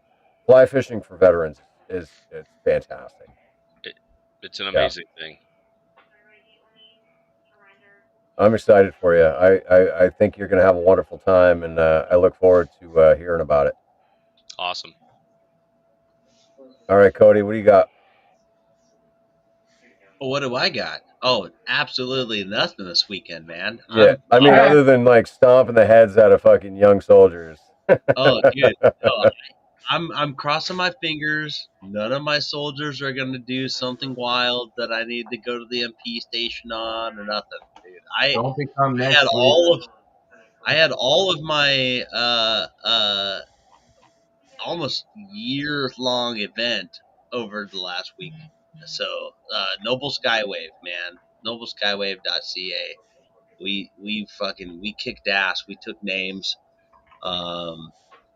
It was a beautiful event, especially making HF contacts in the military context, and we fucking crushed it. And I'm just ecstatic with my guys. I hope they all are adventurous enough to make it a viable solution in the future, and I wish them the best. The rest of my weekend, and also going into the rest of the weeks, man. You know what? I'm gonna go play dad. I got a shitload of family stuff to catch up on, man. I gotta go do Halloween. I gotta do this normal family stuff instead of being a soldier. So that's what I'm gonna do, man. I'm gonna kick ass and take name. I'm gonna dress up as to whatever my kid tells me to do. Fuck yeah. That ought to be interesting. It's probably going to be along the lines of I think my weirdo ass Gen Ayers. I think they want to do. Hold on, there's my wife. Hippie long stockings. What do the boys want to grow? Only if you wasn't going to that reference. Balls. Reese's Girl and Scout. like Dress them up as a Girl Scout. the dude. Oh god, I almost just lost that. Carl. Perfect. You know what? That's what my kid wants to go as. He wants to go as the sheriff from The Walking Dead. I don't know. My kids are weird, man. I don't know. I've never seen it. So if he wants to go as the sheriff, Carl or whatever, and maybe I'll be Brown. No, Carl's the kid. Carl. Yeah, Carl's a kid. Yeah. Hey, part of The Walking Dead was filmed right up the street from me.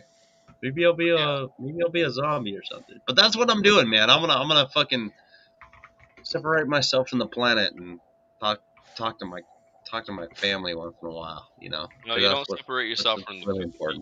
You never separate yourself from the planet. You are still part of the planet, as we said earlier on, but you're just being more connected to your family. Absolutely, you're right, dude. Nice. Well, I got a week of travel ahead of me. I'm gonna be headed down to Florida, and so the next live stream will be from Zephyr Hills, down in Florida. I know where that is. Right on. I want to thank all of the members in the chat in green. Huge thank you. Patreon members, channel members are kind of the foundation of how I get to do extra skydives and all of the fun extra things that I get to do. And of course, obviously bring you guys Weekend Warrior podcast. So thank you for supporting me and supporting the channel. All of you guys that joined me on the stream today, thank you very much. I very appreciate it. I think this has been an absolutely wonderful conversation. I know I came into tonight with a lot on the table, topic wise for us to discuss. And so it's been fantastic and I appreciate it. With that, I'm going to roll the outro and I'm going to say thank you so much, everybody, for being here. We of course, we peaked out at 33 viewers at the very end. So for those of you that tuned in here at the end, you're going to have to go back and watch the replay because this has been an absolutely fantastic episode of Weekend Warriors podcast. We discussed a lot of great things. A lot of great opinions were thrown around, and I appreciate all of it. So with that, I'll say 77, and I'll see you in the next one. 73. Thumbs up, you fuckers. 7-3.